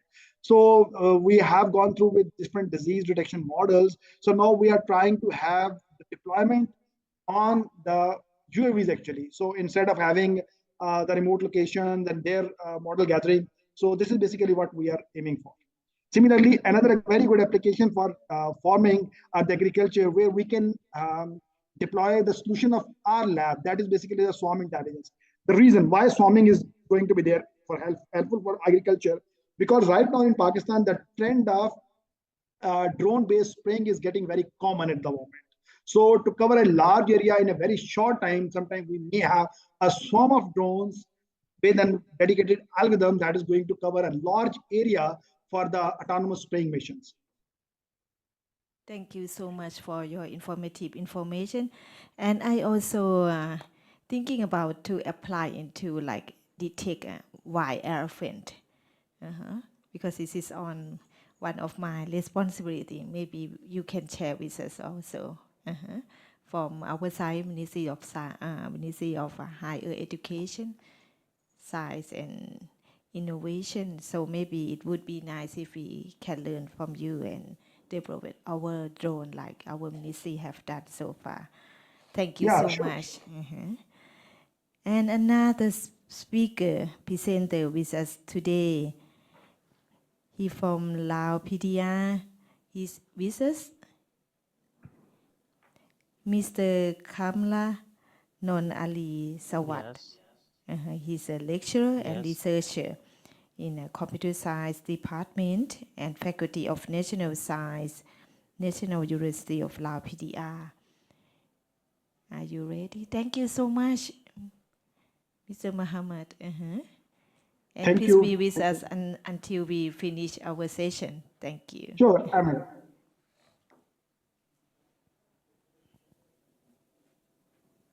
Yes, could you hear me? Yes, we can hear you well. Okay, please wait a moment. I'm preparing myself. And this is a presentation about mining company that related to land use change. We have an unfavorable environmental effects as a result of exploration, development, operation, and maintenance. That's what you have done so far. And this is, are you ready for your presentation? Yes, ready? Please. So could you see my We PowerPoint? can, yes, My share we screen? can. Full Okay, screen. so let me start. Yes, please. Okay, yeah, very good afternoon, everyone. Yeah, greeting from Laos. It is an honor to be here to present our research on the topic of smart monitoring system for environmental impacts in mining company. As you may know that mining companies play a crucial role in economic development, but it is also bring significant environmental concerns. This include air and water pollutions, soil contamination and noise level, all of which can negatively impact ecosystem and human health. Today, I will introduce our smart monitoring system that integrate IoT technology to track and mitigate these environmental impacts in real life. For the mining company contributes to deforestation, land degradation, and pollution through their exploration, development, and operational activities. This can lead to various environmental and human health issues such as for environmental impacts that may have a greenhouse gas emission, ecosystem damage, habitat destruction, and contamination of nearby water bodies. For human impact, we can have some disease for our body, for our human health, such as asthma, lung cancer, along with a high risk of heart disease and stroke. Without proper monitoring, this impact can go under notice until we can see the damage all the time of the activity. To address these challenges, we propose smart monitoring system that use IoT-based real-time monitoring of environmental parameters, including water quality, such as pollutants, pH level, heavy metals, and so on. And for the air quality, we can detect for the dust, CO2, harmful gases, or PM 2.5, and soil contamination that we can detect for chemical pollutants, illusion effect, and noise level at the nearby community and inside the factory as well as mining company. For this solution that can help organization practice environmental responsibility and real-time monitoring for environmental parameters and smart solution to solve the upcoming environmental issues. Yes. And our system offers several advantages that offer automatic and accuracy, real-time data and alert, and cost-effective and scalable that work from the physical layer up to application layer that we have developed our platform to monitor and to track the system. That we can provide some sensors. Example, we have soil sensors, air quality sensor, and water sensor, and noise level sensor. Yes. To implement this one, we classify our output into several terms that we can include our sensor, cloud computing, AI-driven analytics to ensure the effect environmental monitoring that consists data collection sensors, IoT integration, web and mobile applications for real-time tracking, alert, and report. Yes.